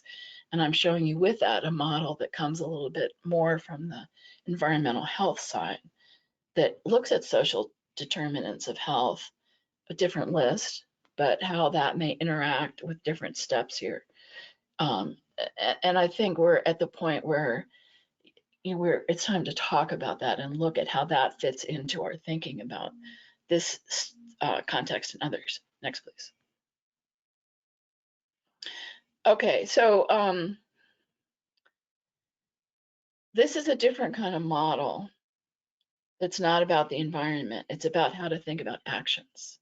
It's about how to think about changing things, how to think about, in this case, moving your interventions and actions more upstream to the level of social determinants. And this is written by doctors in Canada, so it's not in the environmental field. But I think it's interesting because of the questions they ask, which I think are actually pertinent to this context where we're trying to deploy data and information and analyses from a lot of places to address more fundamental issues of equity in vulnerable communities. And they start off with, step one, collect data to identify upstream causes of downstream problems. Use the data to change the care provided, again, this is healthcare, to individuals and in practice management. Step three, use your data to drive change at the organizational level. 4, use your data and experience to inform systems evolution. 5, use your data and experience to create a foundation for upstream advocacy. This is a kind of a model that I think might inform CARB, for example. They thought about how to better use their data to evolve to better capability, and that, you know, something, not this, but something a little bit like this might help us put this picture together for what to do in the scoping plan. Next, please. And then finally, this is the issue of community context. You know, we have things that come top down, things that come bottom up. CARB and others, I think, are struggling with trying to work with communities in 617. I think there's a recognition that that needs to be approached differently. And I think that is also something that would be helpful to bring into this conversation. And so I just put forward this particular iteration of principles of authentic community engagement. And this comes from the Minnesota Department of Health. And this might not be the best one or the most appropriate one. There are other ones that have originated in California. But something about this, I think, also is needed to help bridge the distance that exists between the very technical component of this and the on-the-ground component. Next, please. And then there's equity analysis is needed. This is the same slide I presented in for the 2017 scoping plan, and it's still needed. Next, please. Let's see. And this is, I just bring this as a historical, I think I have two of these slides that talks about how the equity issue has been central to the whole climate discussion. Next, please. And then next, I should have, oh, here we go, my discussion points. So this is to conclude here, discussion points, again, not just for me, but for this larger conversation that we're having. I mean, what will we get from the top-down analyses that are already commissioned? This is the stuff in the 3E or E3 series of steps with UCI and all of those multiple models. What are we going to get from that, and what else do we need?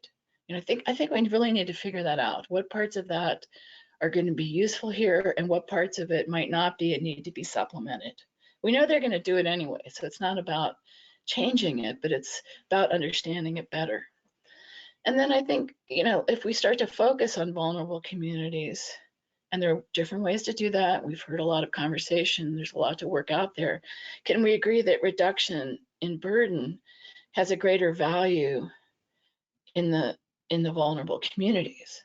Can we start to think about how to then incentivize that so that we're not promoting measures that treat all the reductions as equal? How do we incentivize that? Third is, can we consider a way to integrate some of these separate bits of and streams of data and analysis that are now in play into a more unified learning action model? You know, we learn, we assess, we test, and take action based on that, because there are many places where work is being done and there's not a central coordinating thing, which I recognize is a hard thing to do, but it seems like it might be worth figuring that out here. And then maybe this is the most touchy one, but when we think about the social determinants and the things that are contributing to the higher burdens and so on, our institutions are playing a role in that. And I know we have a recommitment to equity and justice, et cetera, but there's also a history of action there that is part of the problem. And I think that's also something that would be worth discussing, how to move forward on that. And I think that, next slide, please. I think that's one, yeah, oh yes, I just wanted to remind us that the original AB 32 did talk about maximizing additional environmental and economic benefits for California. And I think the scope in which we should work on that should be the whole scope of this program. Next. and that's it. So thank you very much for this opportunity, and I look forward to the discussion that will follow.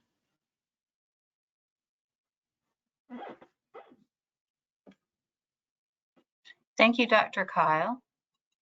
I'm going to be introducing our next presenter, who is Dr. Gina Solomon. Dr. Gina Solomon is a clinical professor of medicine at the Division of Occupational and Environmental Medicine at UC San Francisco, and is a principal investigator at the Public Health Institute. And Dr. Solomon will be giving a presentation on cumulative impacts. Welcome, Dr. Solomon. Hi, thank you, Barbara, and thanks to CARB for the invitation to present, and very happy to talk about cumulative impacts. I realize that there's going to be a lot of resonance between what I talk about and what Amy talked about. I think part of that is intentional, and you know, part of it is just the facts that these issues interrelate in complex ways. That cumulative impacts are part of what causes vulnerability. Vulnerabilities exacerbate cumulative impacts, and that is really what we're trying to address and focus on today. And I really appreciate all of the presentations so far. You know, I feel like this is a really big, complicated issue. CARB is clearly working to engage these elements and figure out a path forward that's both defensible, but also really addresses what we need to address here, that's holding communities back from you know, really being, you know, from being healthy places to live. And so this is critically important. Let's go on to the next slide.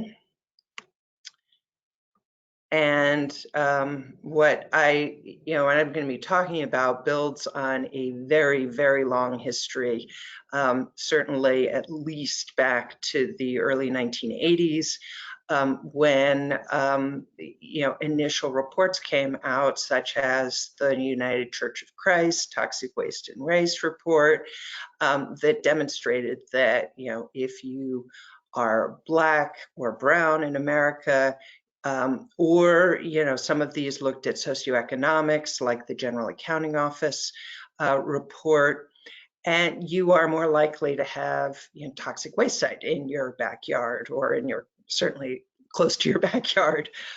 This is like, these were original efforts that kind of kicked off the environmental justice movement, but now on the next slide, there's just an enormous history of scholarship on this issue that has built on the shoulders of people like Bob Bullard. Sorry, the next slide.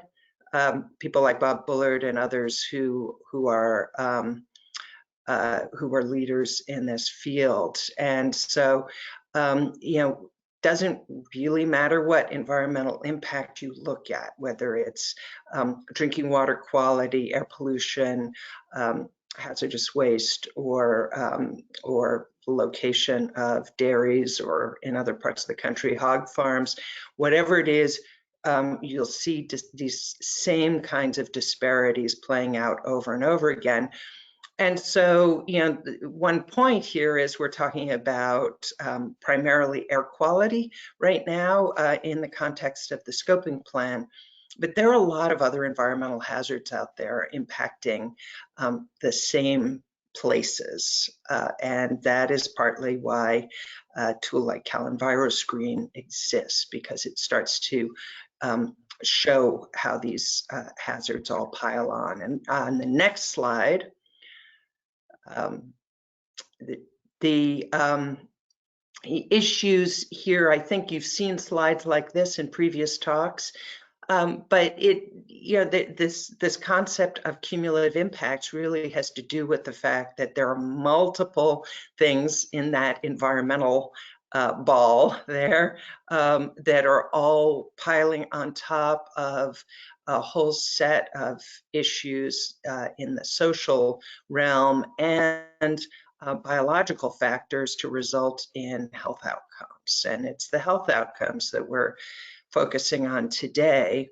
And what we see is that, we know that these environmental hazards are unequal. We also know that the social and biological vulnerabilities, as Amy discussed in her presentation, those modify and interact with the environmental effects, and you end up with cumulative increased health outcomes, including things like premature death and shortened life expectancy, which is really, I mean, the thing is, this is so shocking that we should all be screaming about it. But what we need to do, and I think what this whole discussion this morning is about, is let's do something about it. And what can we do? And will the scoping plan be a vehicle that will help us? It won't be the answer, but will it chip away at some of these impacts? So let's see how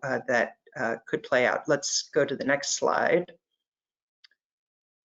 And just to bring in a whole bunch more elements of complexity to the cumulative impacts discussion is that we also need to think across the life course, looking at effects and how they differ at different times of people's lives. And certain things are obviously of greater impact to the very young or the very old. Others just sort of accumulate over the entire course of the lifespan.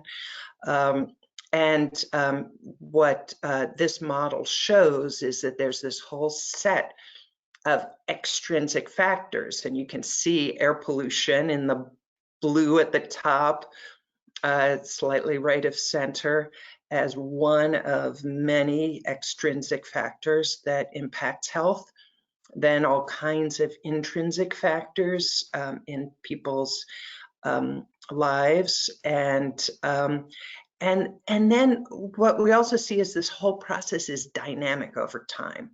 Some things increase resilience, some decrease, and what we're looking at, and in the next slide, sort of see it in the same concept in a different visual. The next slide.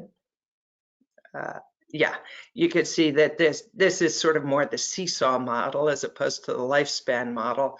But the idea is that that all of these stressors are weighing down on people, and then there are some factors that can enhance health and enhance resilience. And I really appreciated the CDPH presentation because there was a lot of emphasis on the positive vision, on the things that really enhance community and individual resilience. And so what you need to do is you need to remove the negative environmental and social stressors. And that is to a very significant degree, CARB's job, along with others, and also enhance factors that improve resilience in order to overall improve public health. So if you act on one side and ignore the other, then you're missing some opportunities to really benefit public health. And so just a reminder, we've already seen this morning: parks, green spaces, safe communities, healthy foods, food access really, and access to good preventive health care, money, access to financial resources, social supports, power and agency to make change, where the community feels that they can band together and really have an impact. All of those things will increase mental and physical health and community resilience. And we're going to need all the resilience we can get in order to deal with the impacts of climate change. So let's go to the next slide. And so The problem here is that a lot of the co-benefits of reducing greenhouse gases can be difficult to quantify. And you've heard the huge strides, for example, that the OEHHA team has made in terms of being able to quantify the health impact in California of air pollution and heat. But there's not a lot of literature about the improvements of reduced, how to quantify reduced noise, which is increasingly recognized as a very significant health problem. And then there is, increasing literature on things like physical activity, green space, that reduce stress from sitting in traffic, and even odor reduction. But again, some of these we may be stuck with qualitative assessments. That doesn't mean they should be ignored, though. They all need to be sort of included in the entire package of thought that we put into the health benefits, because just because we can't put a number to it doesn't mean that it doesn't exist. We need to recognize that these benefits and also the harms that we can't quantify exist and therefore need to be discussed. So in the next slide, I want to talk a little bit about some of the science and where I think some of the science is going on being able to look at how cumulative impacts affect individuals and communities. And so we've heard a lot about stress and toxic stress. And there's a lot that's known about stress, and there are a lot of biological markers or biomarkers of chronic stress that have already been identified and that can be measured in studies. And some of these are routinely measured in doctors' offices on individuals. And so it's perfectly normal to have elevated stress hormones, such as cortisol or epinephrine, otherwise known as adrenaline, from short-term stresses. The thing that's abnormal is if those stress hormones remain elevated for long periods of time due to day-to-day experiences of racism, violence, or other, even things like degraded vacant lots, abandoned buildings. All of those things in communities have been shown to increase stress hormones in people who live in those communities.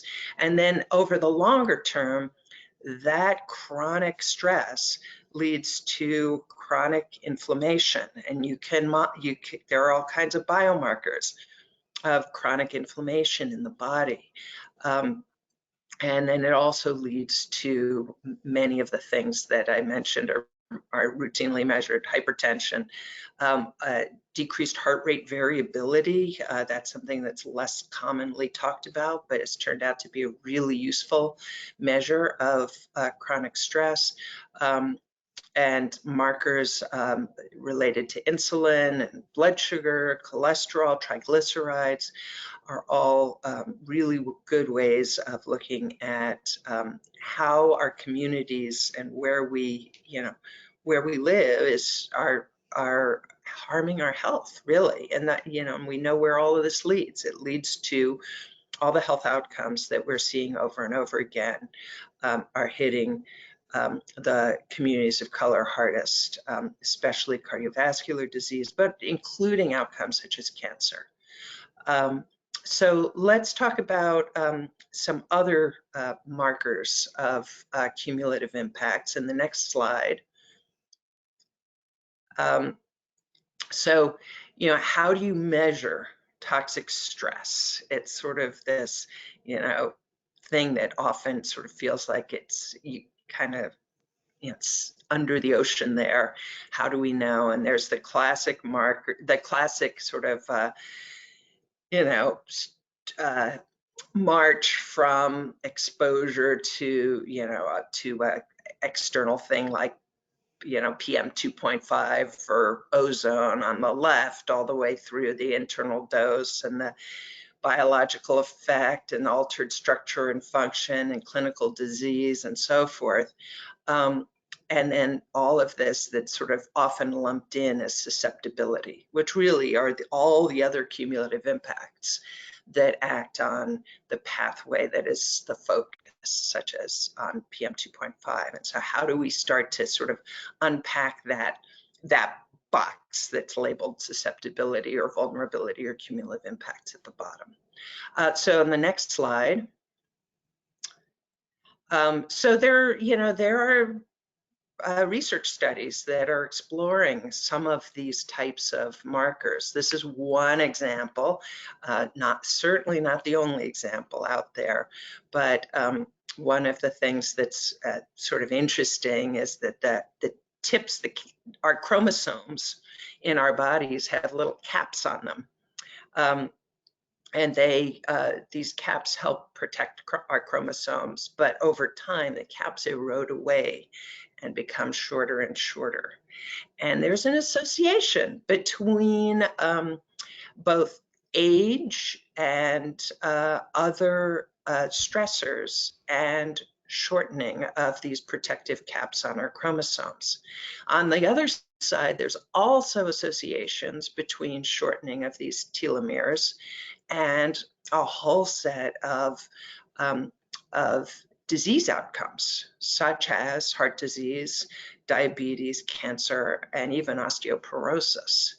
And so the other interesting thing is if you just look at age, I took out the slide that had this, but if you just look at age alone, you do see that for all of us, our telomeres get shorter as we get older. Okay, so that's associated with, as you'd expect, with with shorter lifespan and life expectancy and increased disease risk.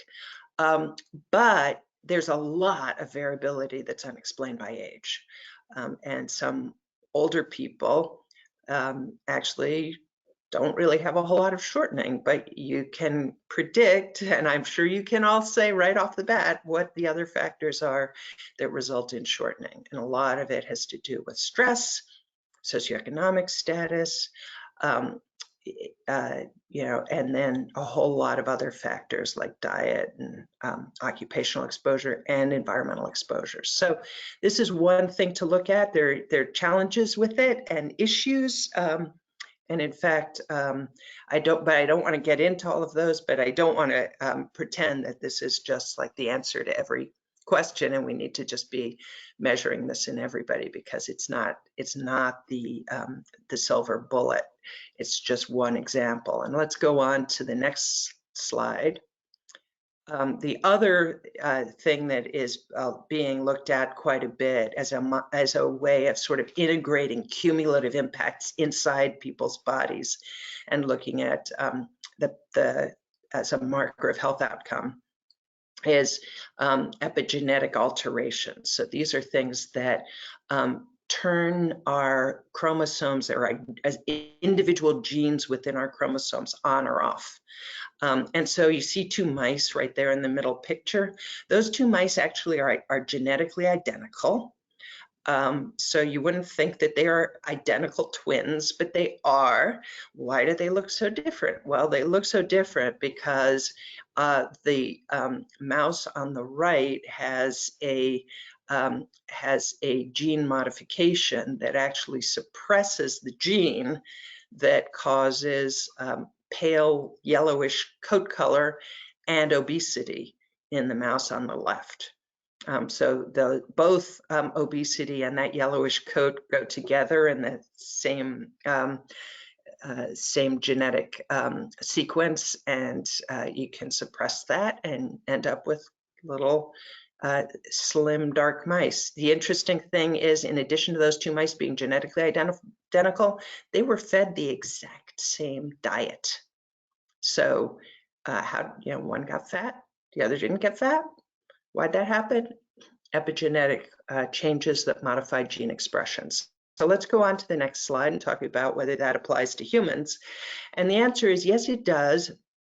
And there is not only that, but evidence that whatever happens in today's generation, or whatever happened in our parents' or grandparents' generation, does tend to get passed on, not necessarily as genetic alterations, but as genetic, as basically switches that have turned on or off certain genes. And so there are risk factors from cumulative impacts, including environmental toxicants and pollution, that can be multi-generational. And then the next slide, these are just some of the things that have been found to modify our epigenetic signaling. And you can see, again, it's the same list of factors over and over again. They happen to show a cigarette as the little marker for toxic chemicals, but there's what we're talking about today relates as well, which is particulate matter, air pollution, and other environmental factors. So in the next slide, this is more a theoretical concept proposed by Ken Alden, who was the director of the National Institute of Environmental Health Sciences. And he came up with this idea that if we actually test people in different neighborhoods, we actually may start to see epigenetic differences or sort of signatures between different neighborhoods. And we'll see. I'm sure there will be some research coming out in this area, but it's an area where where some more investigation might allow us to start seeing that marker of potential health effect play out. So that's sort of interesting. I don't know that it really relates to anything that we're doing today, but just to say that there are effects on our bodies that are very real, that I think will be measurable in the future. But right now we're sort of more focused on, let's just look at the individual effects in a way where we're cognizant of the fact that these effects are cumulative and they have real cumulative impacts on our bodies at the very basic cellular level. So in the next slide, just want to wrap up and say that I think the main points from my talk are that there are multiple causes. Environmental factors, many environmental factors pile on with social factors, biological factors, and we have to think about all these things in terms of health outcomes. And if we try to reduce everything to one factor, which is doable in some cases, it's challenging because sometimes the health effects or the health benefits may not look all that large. And that's because we're only looking at the tip of the iceberg. We're only, if we look just at health benefits from PM 2.5, it's important, but it's only part of the picture. And then if the good news point is that climate mitigation won't just reduce air pollution. It'll impact all kinds of health-related factors. I hope in very positive ways. And so we will, even if we can't quantify them now, we will see the benefits in the future. And so, quantifying the benefits is very challenging. All of the approaches to quantifying cumulative impact have limitations. So we've talked about Callan virus screen, we've talked about the Healthy Places Index in previous talks. I've talked about some of these biomarkers. All of them have limitations. So there's no perfect solution right now, but we have to move forward and do the best we can while the newer approaches emerge. So I'm very happy to support this effort that CARB is making to really grapple with health outcomes and figure out how to start to pull in as much as they can, while also recognizing that they're going to have to, some things will only be able to be included in a qualitative way for now. So that's all, and thank you very much. I appreciate the opportunity to present. Okay, thank you so much. We're actually going to be moving now to hear from our Environmental Justice Advisory Committee. And I'd like to introduce Trish Johnson, who's going to make the introductions for the EJAC members. So Trish.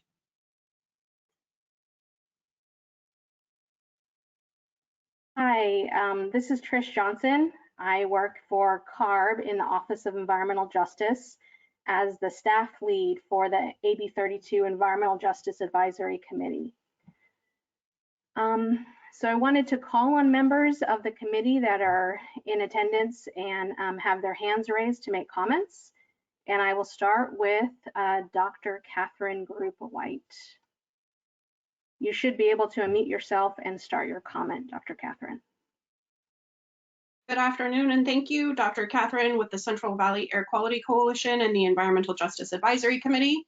Because I have doctor in my title, I want to be clear that I am not a health expert. I am a social worker and geographer by training who spends a lot of time talking to community members about the health impacts of air pollution, and I am trained in and use geospatial tools to analyze the distribution of benefits and burdens like Cal EnviroScreen.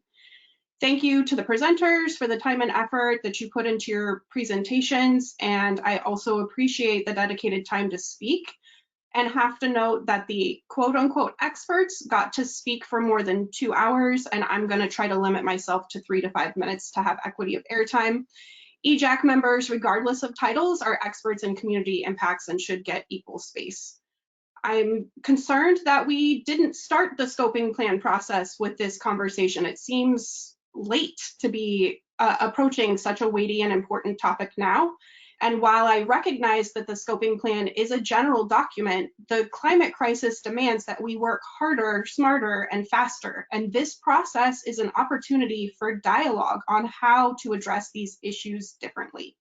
On that note, I really appreciate the broad acknowledgement of the intersectionality of these issues, the acknowledgement of root causes, of institutionalized racism, classism, and other factors that are driving these situations on the ground. I continue to be troubled by the characterization that the scoping plan is the quote-unquote beginning of this conversation in what should be a continuing and integrated conversation.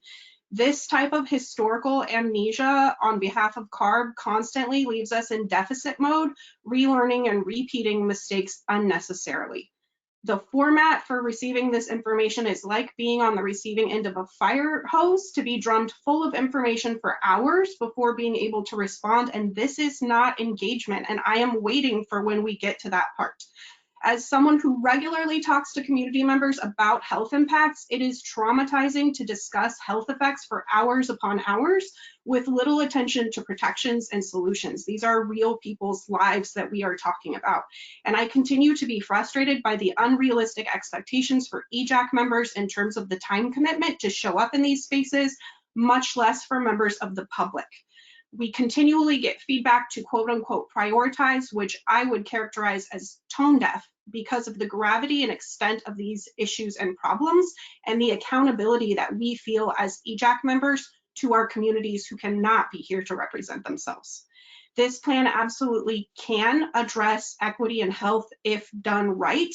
We have to move from aspirational statements to concrete actions, including how this process is designed and run. So a few quick comments on all of the different presentations I was able to keep up with, and one question that I will conclude with. During the CARB general overview, I found it troubling that the scoping plan focus continues to be characterized as being on what is cost effective and technologically feasible, which gives weight to industry and shows that health and social costs are not being weighted equally, much less equitably. the framing of that our goal is to not increase harm should be shifted to reducing burdens and increasing benefits. That would get us closer to equity and addressing intersectional and root causes. For the CARB research overview, I'm excited to see the inclusion of qualitative data and would like more details and to volunteer myself to be a part of that conversation. For the California Department of Public Health, really appreciated the reference to cash, capacity, and control, and the attribution to VEVA at Cultiva La Salud, who I work with in the Valley. We have not centered community engagement, and that was something that you spoke to in your presentation that, again, I wanted to underline, because in the conversation of the EJAC request to extend the timeline, the focus became on the timeline and not the fact that we were asking for a better timeline in order to ensure that community engagement was centered. We are just now getting the capacity to hold workshops, and we are still running at a deficit and behind even in doing those. Frankly, for the OEHHA presentations and for Dr. Solomon, I was saturated by that point and needed to step out. For Dr. Kyle, I wanted to underscore, what I felt was an important question that you were raising, which is how are each of these agencies mutually accountable, and how is work being integrated and authority being cross-pollinated, not just advising each other with high-level information. I particularly wanted to thank Dr. Kyle for your volunteer technical support that you've been providing to EJAC members, which is hugely important given the deficit of resources that we're working under. Those are my comments to the best of my ability to keep up with everything that came at us the last few hours. And I want to conclude with this question, which I would like to have some discussion of with the panelists. What can be done to better assess equity at a more granular, localized level within the current scoping plan process to inform our evaluation of scenarios, either within the current timeline or, if necessary, with an extension that is provided for under AB 32 for up to a year? Thank you again for the presentations and the opportunity to comment. Thank you, Dr. Catherine, and I will start out. Sorry about that, my microphone was up. Thank you, Dr. Catherine. I can start out with that response. The scoping plan is an outcomes-based approach. It is done at a larger level, looking at what will be the outcomes to reach carbon neutrality by 2045 at the latest.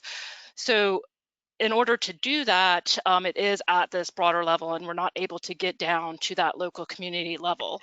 After adoption of the scoping plan, we will be able to do more detailed health analysis as we move forward. And if somebody else would like to provide some more input, I will leave that open.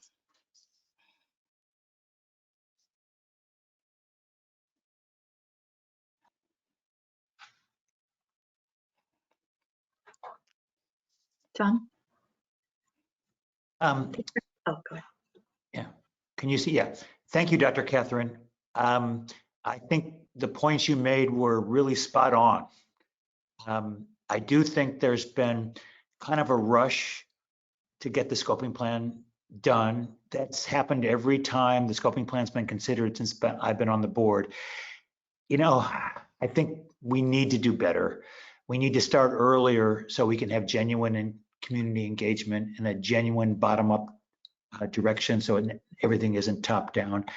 I really don't disagree with anything you said, and thank you for saying it. It was very well stated, and I will make sure that your message reaches other board members.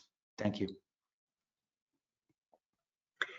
And I just wanted to add, Catherine, thanks for your comments. And while we can't look at equity at a granular level, as you discussed, we are, as you noted, we are trying to bring a lot more coverage of health disparities and equity into the qualitative analysis that we're doing. And we would invite you and other EJAC members to share information that you think should be included in our analysis on those issues. So we look forward to getting more information to add into what we are compiling. Thanks.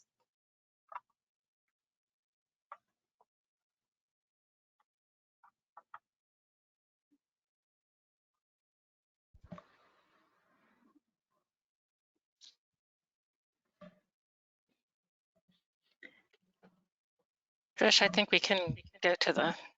Great, thank you very much. Next we have Kevin Hamilton, just a moment here. And after that will be Serena. Kevin, you should be able to unmute yourself and start your comment. Great, good afternoon. Kevin Hamilton, EJAC member and co-director Central California Asthma Collaborative. I want to echo Dr. Garupa White's comments. It's right on target. Thank you, John, for Dr. Balms for supporting those. I really appreciated Amy and Gina's presentations there. Quite honestly, the others were more recitation of what we already know, and most of us already know because we've been to a number of these. The focus on PM 2.5 is always welcome, but is excessive in the face of this need for data on climate emissions and the promise of data for those emissions and the relations to health impacts. But I'm not going to dwell on that right now. I'm more interested in the idea of how we're approaching the scoping plan at this point, and what our beginning and endpoints are, and how upside down this whole process seems to me. You know, we've started with the idea of we're going to model the reductions in emissions we need to get, when we really should be modeling the reduction in the high rates of chronic and acute illnesses that we're seeing that are astronomical. I mean, the rates have climbed in the last 20 years at higher percentages and higher velocities than they did in the previous 50. So, or 100, we didn't have data going back 100, so we don't know. But certainly it's just insane how quickly these rates are rising. And many of those rises are attributed across the population. You don't need to go to the local level to understand this. This is more widely spread and can be distributed across the whole state for that matter, and applied as a model. And the model should start with the available baselines on these significant acute health conditions and chronic diseases that have been rising steadily with industrialization, created air pollution and climate emissions. All available data. We could identify the emissions linked to those health conditions, again, already pretty well known and supported by data as we've seen today. We could model targets that would be reductions of the new disease onset and health improvements for those who already have diseases. So what do we want to see? Do we want to see those rates drop? By how much? Do we want to see the acute conditions that develop out of the chronic diseases, or the stillbirths, or other problems that we see that are more acute and related to early childhood development? Do we want to see those decrease? We can measure those, and we can measure the decreases in those, and we can assign environmental emissions to a lot of those. So we know it's not everything, but we do know that it's part of the problem. So we can use that as a measuring stick. So we should be starting from that point. We then we would take on emission reductions, would then be modeled, setting a target of emission reductions that would create the health improvements. Only then would we look at tying those same emission reductions that reduce the health, these health issues to the places, the health rates to the places we wanted them to go, back to, okay, so would that also get us the reductions in these global warming gases that are being emitted?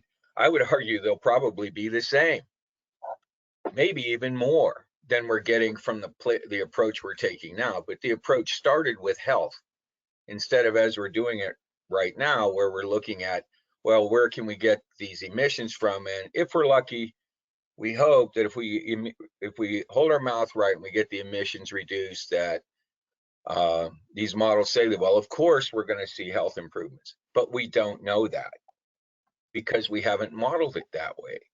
We're modeling upside down. So the other thought that I had, and frustration, is in reading today, you note that this particular scoping plan effort, unlike others, is focused at looking all the way forward to 2045.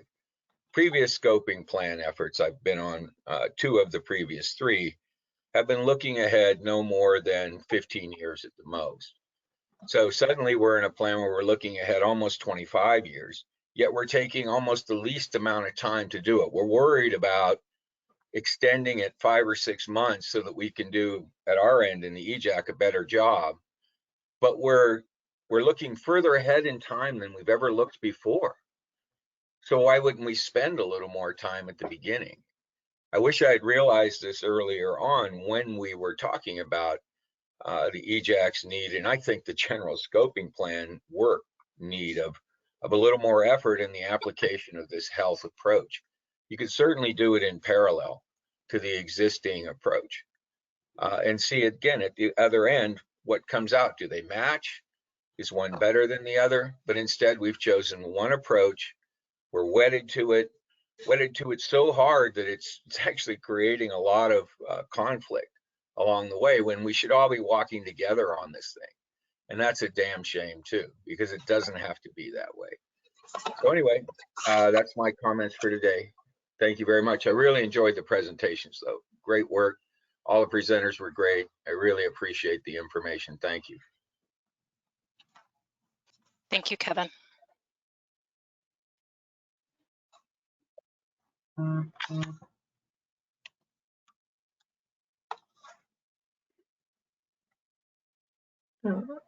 don't know if Trish wants to jump in with others. Sure, thank you. So next I'll call on Serena. You should be able to start your comment now.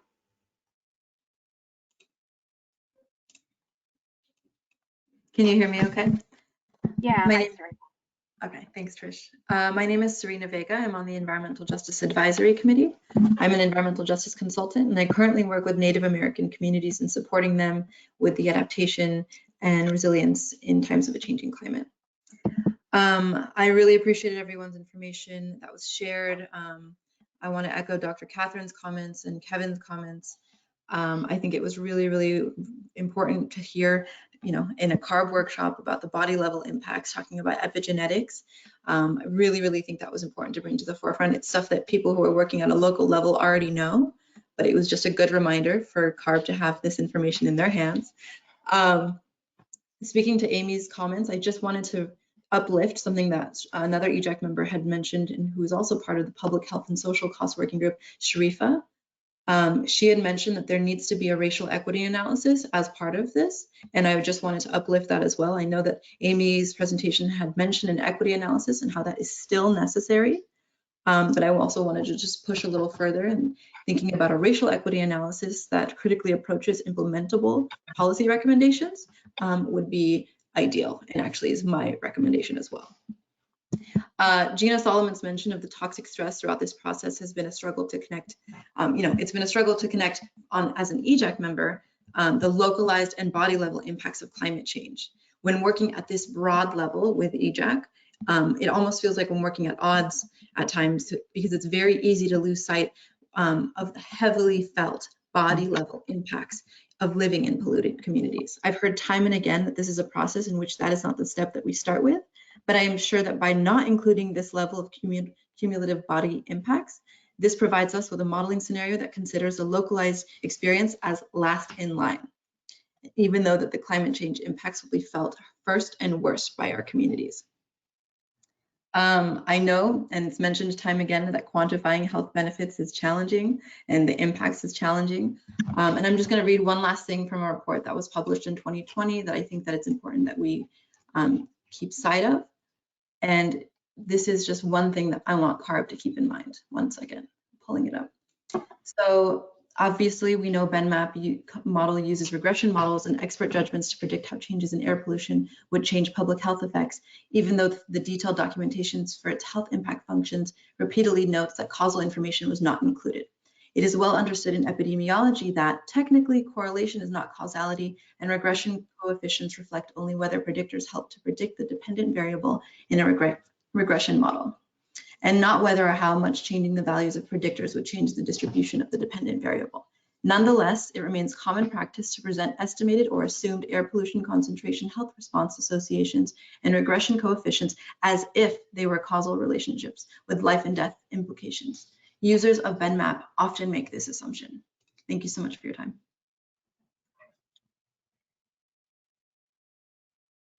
Thank you.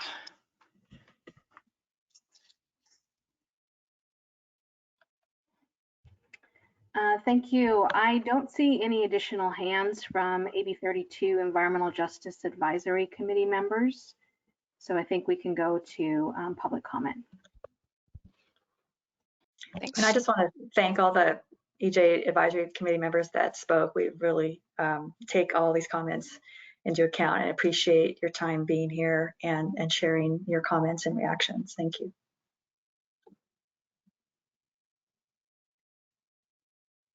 So I think now Victor is going to announce the public queue. All right, hello. I'm going to call on Barbara Sattler. I'm going to unmute you and start a timer for you. I think at the moment we're allowing 3 minutes for comments.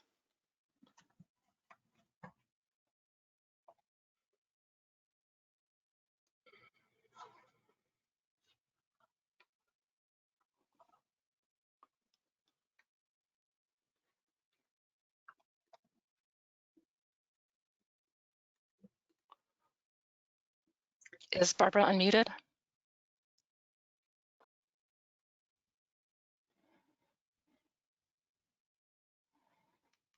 If you are speaking, Barbara, we're not hearing you. Let's come back to Barbara.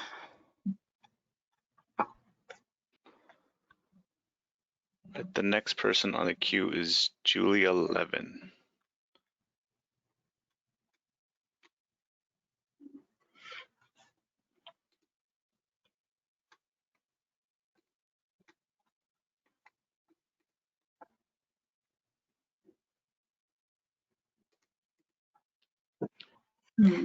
Good morning. Can you hear me now? Yes. Okay, sorry about that. Seemed to be a delay in the unmuting function. I'm Julia Levin with the Bioenergy Association of California, and I want to thank all of the presenters for the huge amount of important work that you're doing related to climate change and public health. I think there's a lot of great data in the work you're doing, but I wanted to point out one really striking gap and urge the Air Board, OEHHA, and other agencies to devote a section of the public health work specifically on short-lived climate pollutants. Unlike carbon dioxide, methane, black carbon, and other short-lived climate pollutants directly and severely impact public health. So it's not just incidental to fossil fuel burning or other impacts on air quality and water quality, but methane and black carbon themselves are air pollutants. And black carbon has enormous impacts on water quality, water quantity, soil health, agricultural and forest health.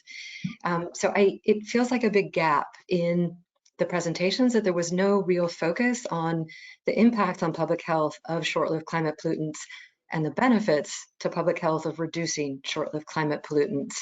There's a lot of data about this in the 2017 short-lived climate pollutant strategy. OEHHA and other agencies have done more recent work on this. And I think it's a really important gap that needs to be filled in, because short-lived climate pollutants are both the most urgent thing we need to do about the climate change, but also reducing them would have such a huge benefit, immediate benefit on public health. So I hope that in future presentations and in chapters on public health and future research, that the public health agencies really connect those dots. Thank you. Thank you, Julia. And if there's any information you want to provide, we do have the comment period as well.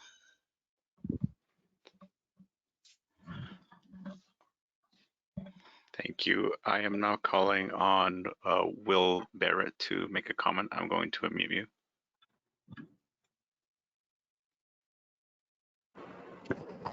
Thank you very much. I'm Will Barrett with the American Lung Association, and first off, wanted to say that the Lung Association has submitted a number of letters with our health partners over the course of this scoping plan development, as well as over the prior scoping plan developments, and really appreciate the engagement of the staff and of board members, including Dr. Baums, in hearing us out. And ultimately, we feel that the draft and final scoping plan should be informed by the most health protective measures. The strategies should really be geared towards meeting or exceeding those 2030 climate standards we have. And we do appreciate, the CARB staff, you're looking at increasing the number of health outcomes, incorporating climate endpoints. We also very much appreciate the presentations highlighting the urgency of climate action, protection against climate change health effects, against toxic air contaminants, cumulative impacts. And, that's all very helpful and informative. And, we also do, though, share and appreciate you making space for the EJAC members. We agree with the critique that have been raised of the process, and we share a lot of questions and concerns that they raised about kind of the utility of the approach to analyzing the scoping plan as a whole, as opposed to analyzing the measures and building the strategies that are the most health protective along the way. The question really that I wanted to share are really what are the opportunities that we could see coming out of all the presentations and information presented today to utilize the health analysis results in the development of measures to actually make up what goes into the draft plan.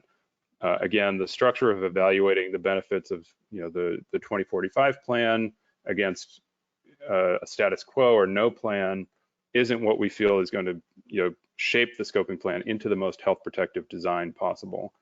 And so the questions are really, is that something that we could potentially see somehow come together in this scoping plan where we see health informed strategies?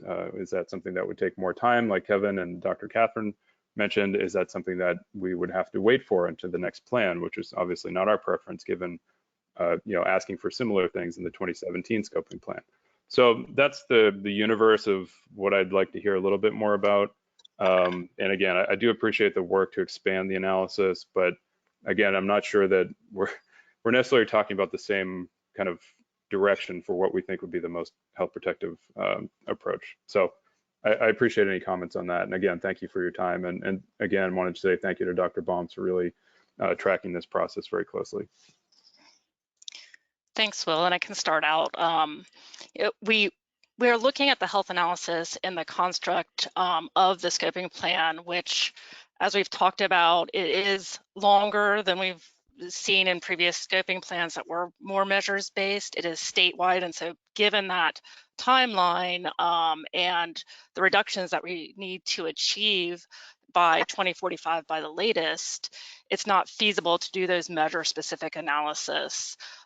We are featuring the types of measures that we know provide large health benefits, and that's what you heard about today in comparing where we will be under a carbon neutral situation to where we are now, looking at how that contributes to healthier and more resilient communities.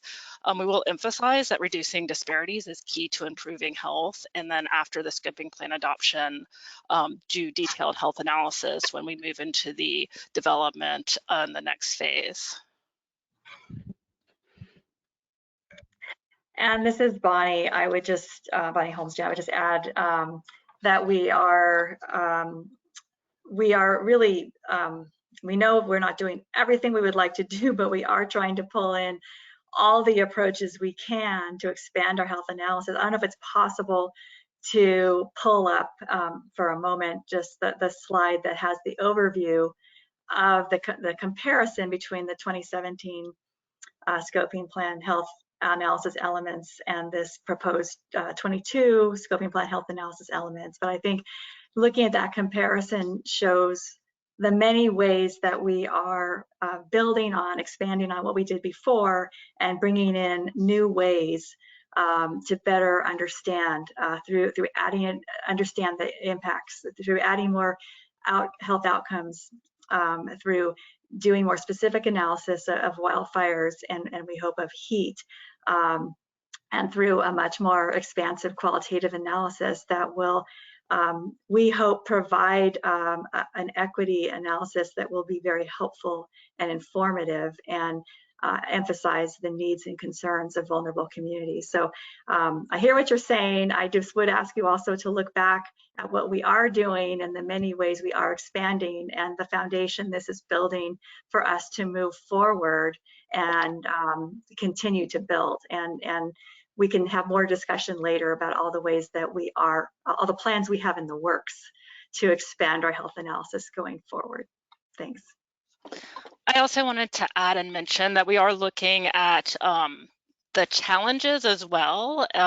So we mentioned that in the presentation, how to overcome some of those challenges. For example, we talked about in the transportation sector, when you moved more walking and biking, we talked about the benefits and also some of the adverse outcomes that can happen, like more car crashes. And so those are sorts of things that we will also be talking about in the health analysis.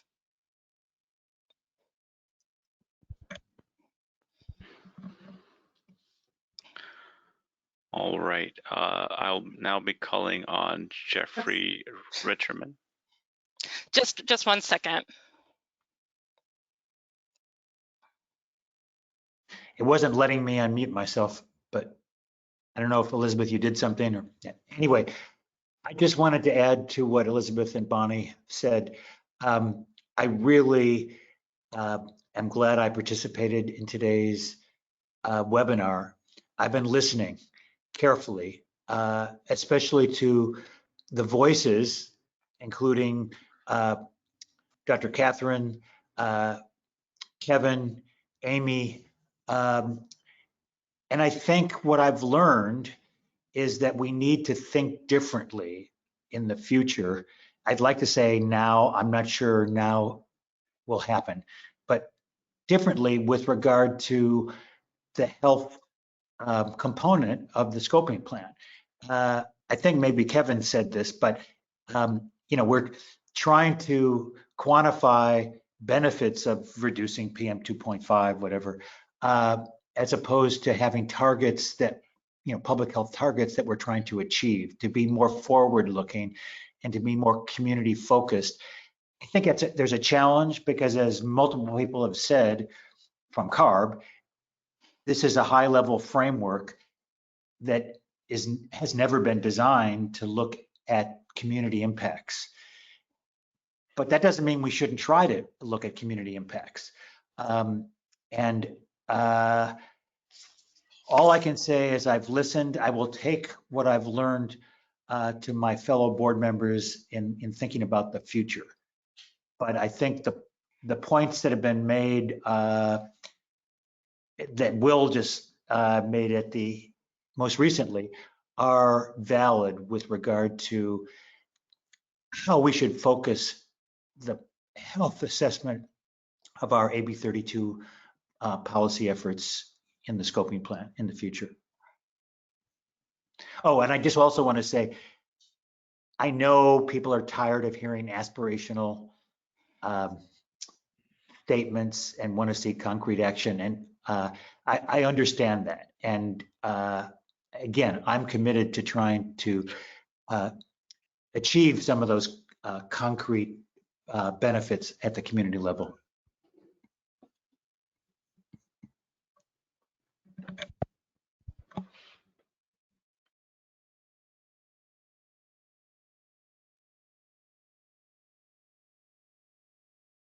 Let's go to our next speaker.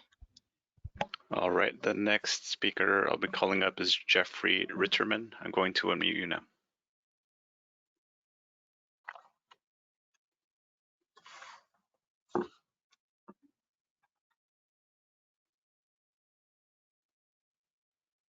I am Dr. Jeff Ruderman. I'm a retired cardiologist.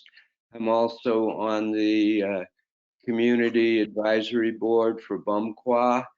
As a cardiologist, I'm well aware of the particulate matter pollution causing more heart attacks, more strokes, more sudden death, more heart failure, more arrhythmias. I really want to speak against carbon capture as a viable strategy going forward. It hasn't proved to be a viable strategy in Canada or the United States. I liken it to the filter on the end of a cigarette. I really think that's an apt analogy. I think it really is just going to continue fossil fuel use for more years into the future, and I think we have to go in a different direction. We have on the shelf right now technology with wind, solar, geothermal that can be employed. We can make a just transition, and that's really the direction we need to go in. I think it's really a way to increase fossil fuel use further into the future, to use carbon capture. How many more people died of cigarette use because of their smoking of filtered cigarettes? How many more people will die because of putting a carbon capture facility on top of a smokestack? I think it's absolutely the wrong way to go. It also ends up being very expensive, and it ends up putting liquid carbon underground, which has a potential for leakage and for causing problems into the future. So let's look at a smart alternative. Let's put ourselves on the right road forward. Let's not forget that the cost that has been borne for all these carbon capture facilities that have already been tried has been borne by the public, and also this is eminent domain has been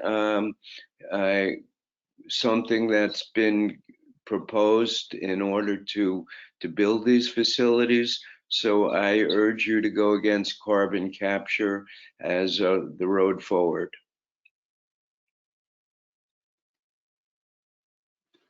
Thank you for your comments.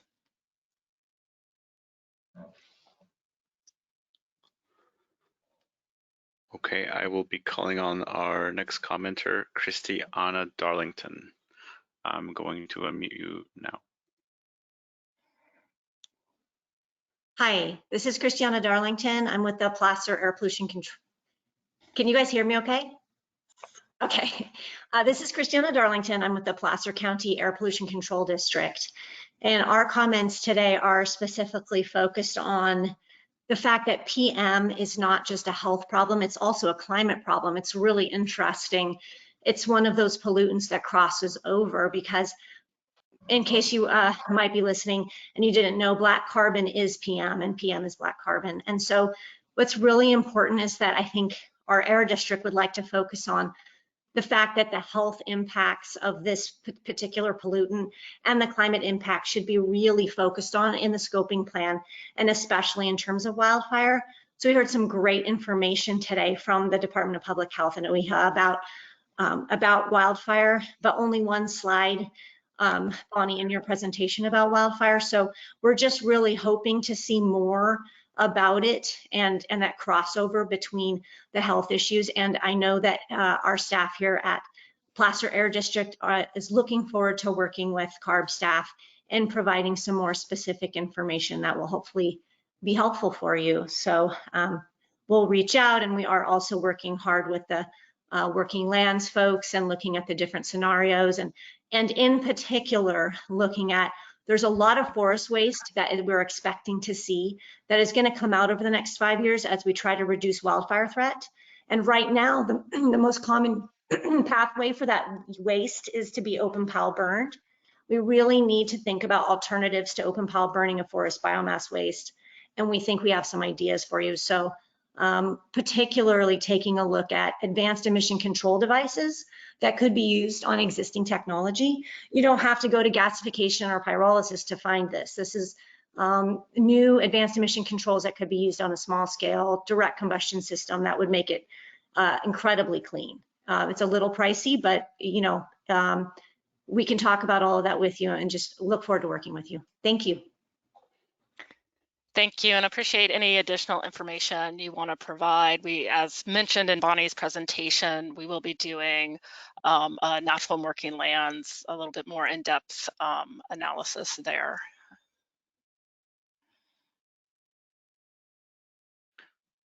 Okay, with that, I'll be calling on our next commenter, Claire Broom.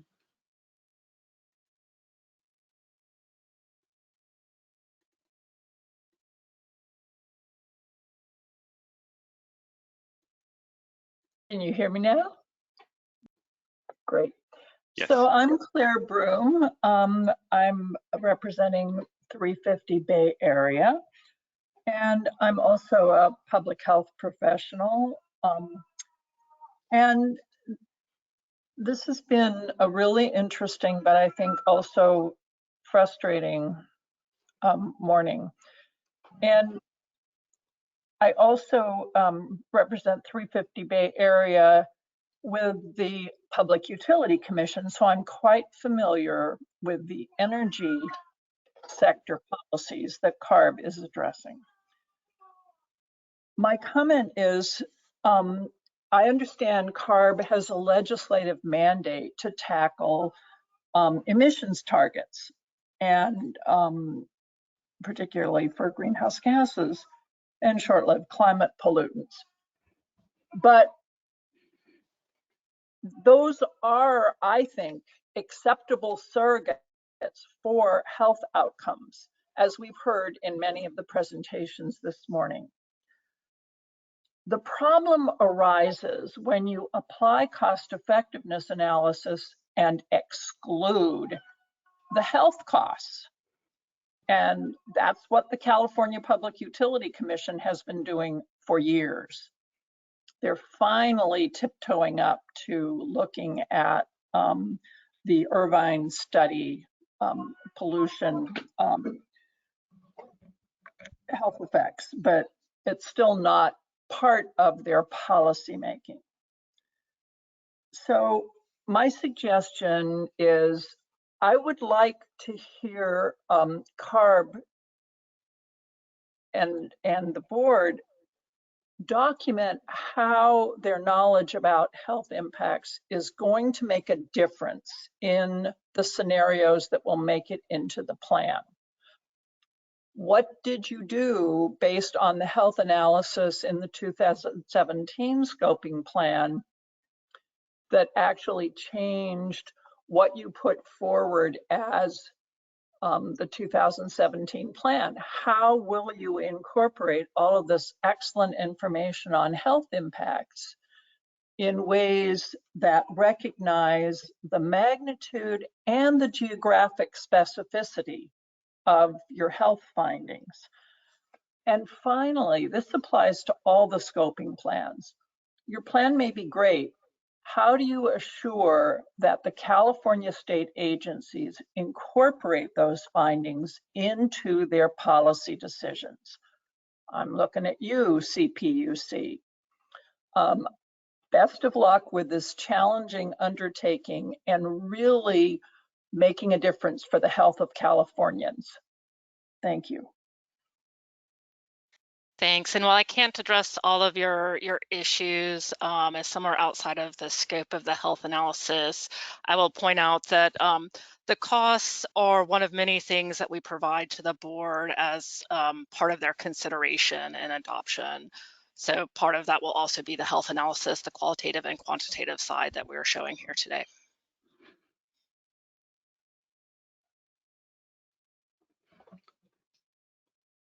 All right, I am calling on our next commenter, Richard Groh.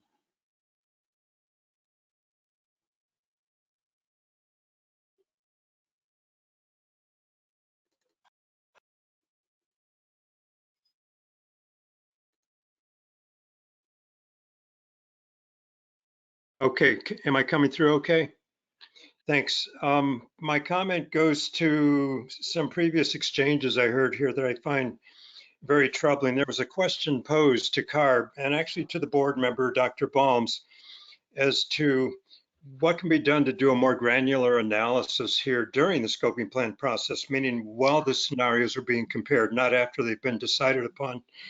What I heard was sort of a blithe, pardon my characterization, but the answer from CARB was no. And from Dr. Baum, I didn't really hear an answer. I did hear concern about timeline, but I did not hear, I'm still not hearing anybody address the fact, has been pointed out by the EJAC, that the law itself provides for a 1-year extension of the process, as has been asked for by the EJAC and as was rejected by the board actually at the meeting in October, even though it was not an action item. I heard the board say, no, I don't understand. Well, let me put it this way. To build on the question that was asked earlier as to granular analysis at a useful time, how about not just no, but why not?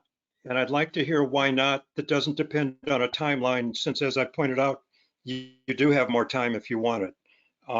I'd really like to hear that request for more time and more analysis, especially supported by the board member who is often described as the most important one advising CARB's research, who I would think would be best positioned to understand the validity of the challenge, but hopefully, and I'm guessing may not understand that 1 year is allowed under the law itself. So please, let's go beyond no and let's hear why not. And I hope there's an answer beyond we don't have time.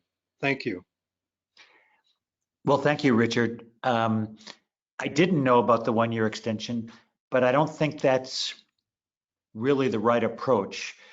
I do agree that we should have a more granular community level analysis.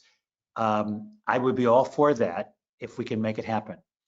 But I don't think we should delay the scoping plan by a year, because we need to make as much progress as rapidly as possible at reducing greenhouse gas emissions because of the climate change emergency.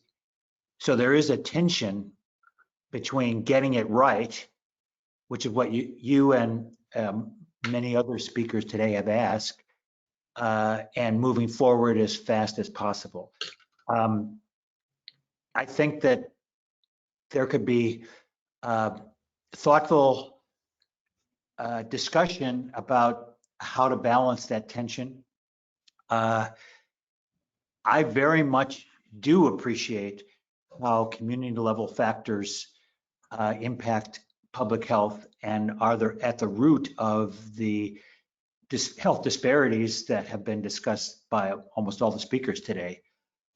My own research focuses on those factors as well. So yes, the more we can have a community level health benefits analysis of within the scoping plan, the better on a certain level. But you know, I don't think the scoping plan was ever intended to, well, I shouldn't even say that because I don't really know. I think moving the scoping plan forward expeditiously is important, but certainly health equity, environmental justice, and community level focus is also necessary. So I don't want to answer for the board as a single person on the board, but if I am influential in this regard, as you intimated, I'm totally willing to have that discussion with other board members publicly when the scoping plan is next discussed. Thank you, Dr. Baum. I just wanted to add a few more things and clarify that we are, this scoping plan looks at a different level. So in addition to what Dr. Baum was talking about, we are working within the construct and the level that we're looking to in achieving the reductions we need to achieve in a much longer time frame than we've looked at in previous scoping plans. So that does change what we're able to look at and the level of detail. I also wanted to mention that UCI will be doing analysis on the different scenarios, and they will be looking at a level, at local level impacts on sort of proportionality. So they will proportion those the reductions in fuel use and technology changes down to a local level, but it'll be across the board because we do not know when and where those changes are going to happen. They will be able to speak more to that in a future workshop, so I can't speak to the details, but I did want to mention that.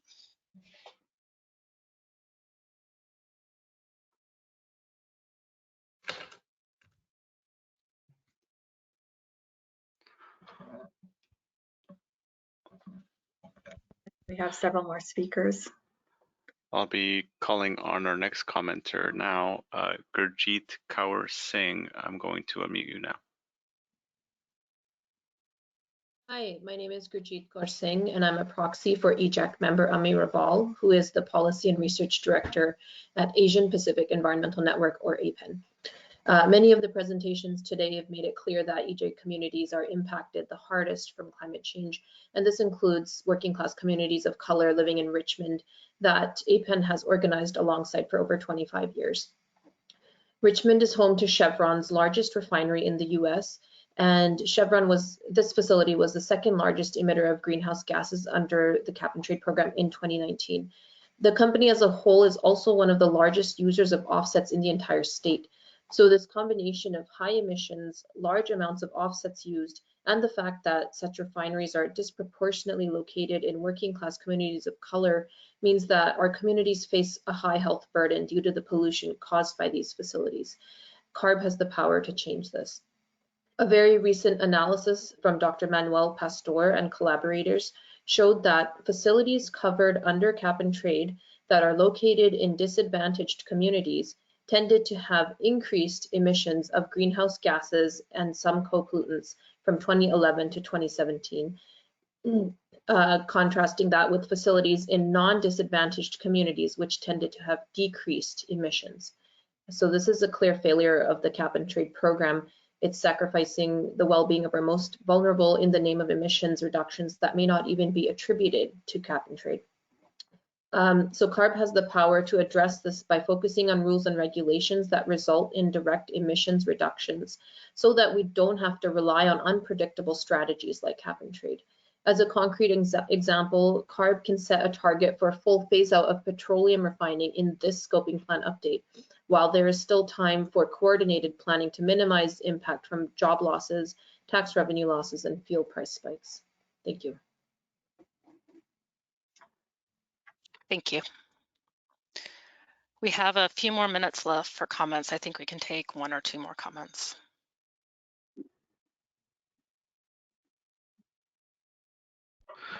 I'm calling on the next commenter, Helena Barecki. I'm going to unmute you now.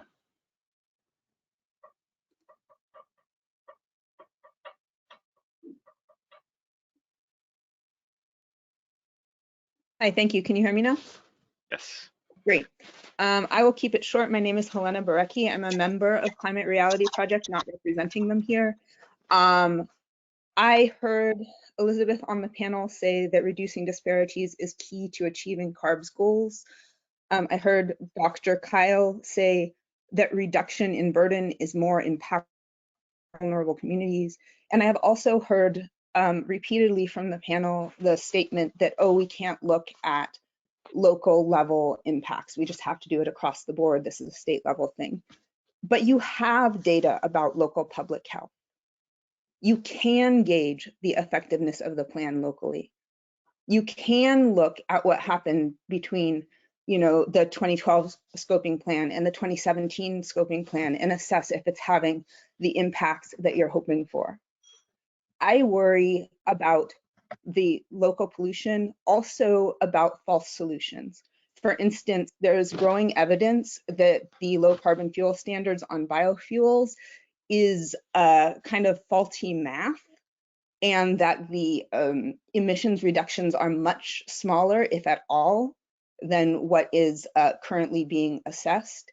And to incentivize a company like Phillips 66 to put more pollution, because the hydrocracking involved in biofuels, it requires much more hydrogen and therefore much more heat than even conventional fossil fuel, to put more pollution in an already vulnerable community for possible a tiny bit of carbon benefit is just not okay.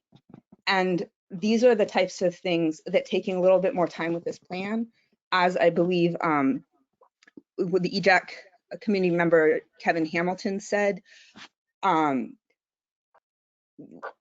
we want to make sure that this is going to have real effects, not just on paper effects. I may be misquoting, I apologize if I am. Thank you very much. Thank you. And I think we can take one more comment and then we're going to have to end. All right, our next commenter will be Laura Rosenberger Hayter. I'm unmuting you now. Hello, you hear me? Hello, yes. Oh, yes. Well, it's too late to wait until 2045. The physical damage to decreased lung development, hantavirus, West Nile virus, valley fever, Lyme disease, encephalitis, strokes, Parkinson's disease, Alzheimer's, kidney failure are not easily reversible. Health impacts would increase exponentially. But I like both the quantitative and the qualitative models, and we need to have definite, measurable goals that are enforceable. And also, a few people should not do all the AB 617 work and get all the grant money. And we need to monitor the levels of methane leakage from infrastructure which increases as the infrastructure ages, and use funds to replace, repair, convert to electric infrastructure rather than build additional gas pipes that will leak in the future. Some industrial areas have higher emissions and local warming, and their cap and trade should not be used. And fracking wastewater and toxic metals from old wastewater ponds are now leaking, and these need to be diluted with a lot of water. They need to be diluted and to get down to the maximum level of concentration of pollutants allowed. And there's not enough water for future development of land. And also, Park Williams at the University of California claimed in 2000 to 2021 the driest 22-year period, and based on tree growth and tree death could make this drought exponentially worse by reducing water storage so we can't suppress the dust. And then climate change, there has increased the bugs and use of pesticides linked to Parkinson's disease. The fires of climate change melted plastic pipes in homes, releasing carcinogenic benzene into tap water, and fire departments sprayed carcinogenic flame retardants. Hurricane Sandy from ocean warming increased the incidence of kidney disease and kidney failure. Health costs of Hurricane Sandy was $3.1 billion, including lost wages. This is a study about Vijay LeMay. So, and also the best method, one of the methods, Harvard Chan School of Public Health developed a new risk assessment model that linked the concentration of particulates from fossil fuel emissions to health outcomes. This model found a higher mortality rate for long-term exposure to fossil fuel emissions. Thanks. Thank you. And I know there's still a number of people with their hands up, but unfortunately we have run out of time. If somebody could pull up the slide, please, for the link to the comment where people can make comments, and we will comments are open until March 7th, I apologize, at midnight. And so that is another avenue to make additional comments. What you heard today was the qualitative side as well as some of the quantitative analysis that we'll be looking at of what are the benefits of moving to carbon neutrality no later than 2045, and looking at some quantitative analysis within that. And we would love to have feedback from folks on that process, on the analysis we're planning to do, on how to look at the challenges and outcomes and how to overcome those as well. So I really appreciate everybody staying through through the presentations and making comments and providing your comments in the docket as well. I also want to thank the speakers, Dr. Amy Kyle and Dr. Gina Solomon, as well as our fellow agencies. I found it to be a really interesting discussion, and hopefully we can continue this. Appreciate everybody's time. Thank you.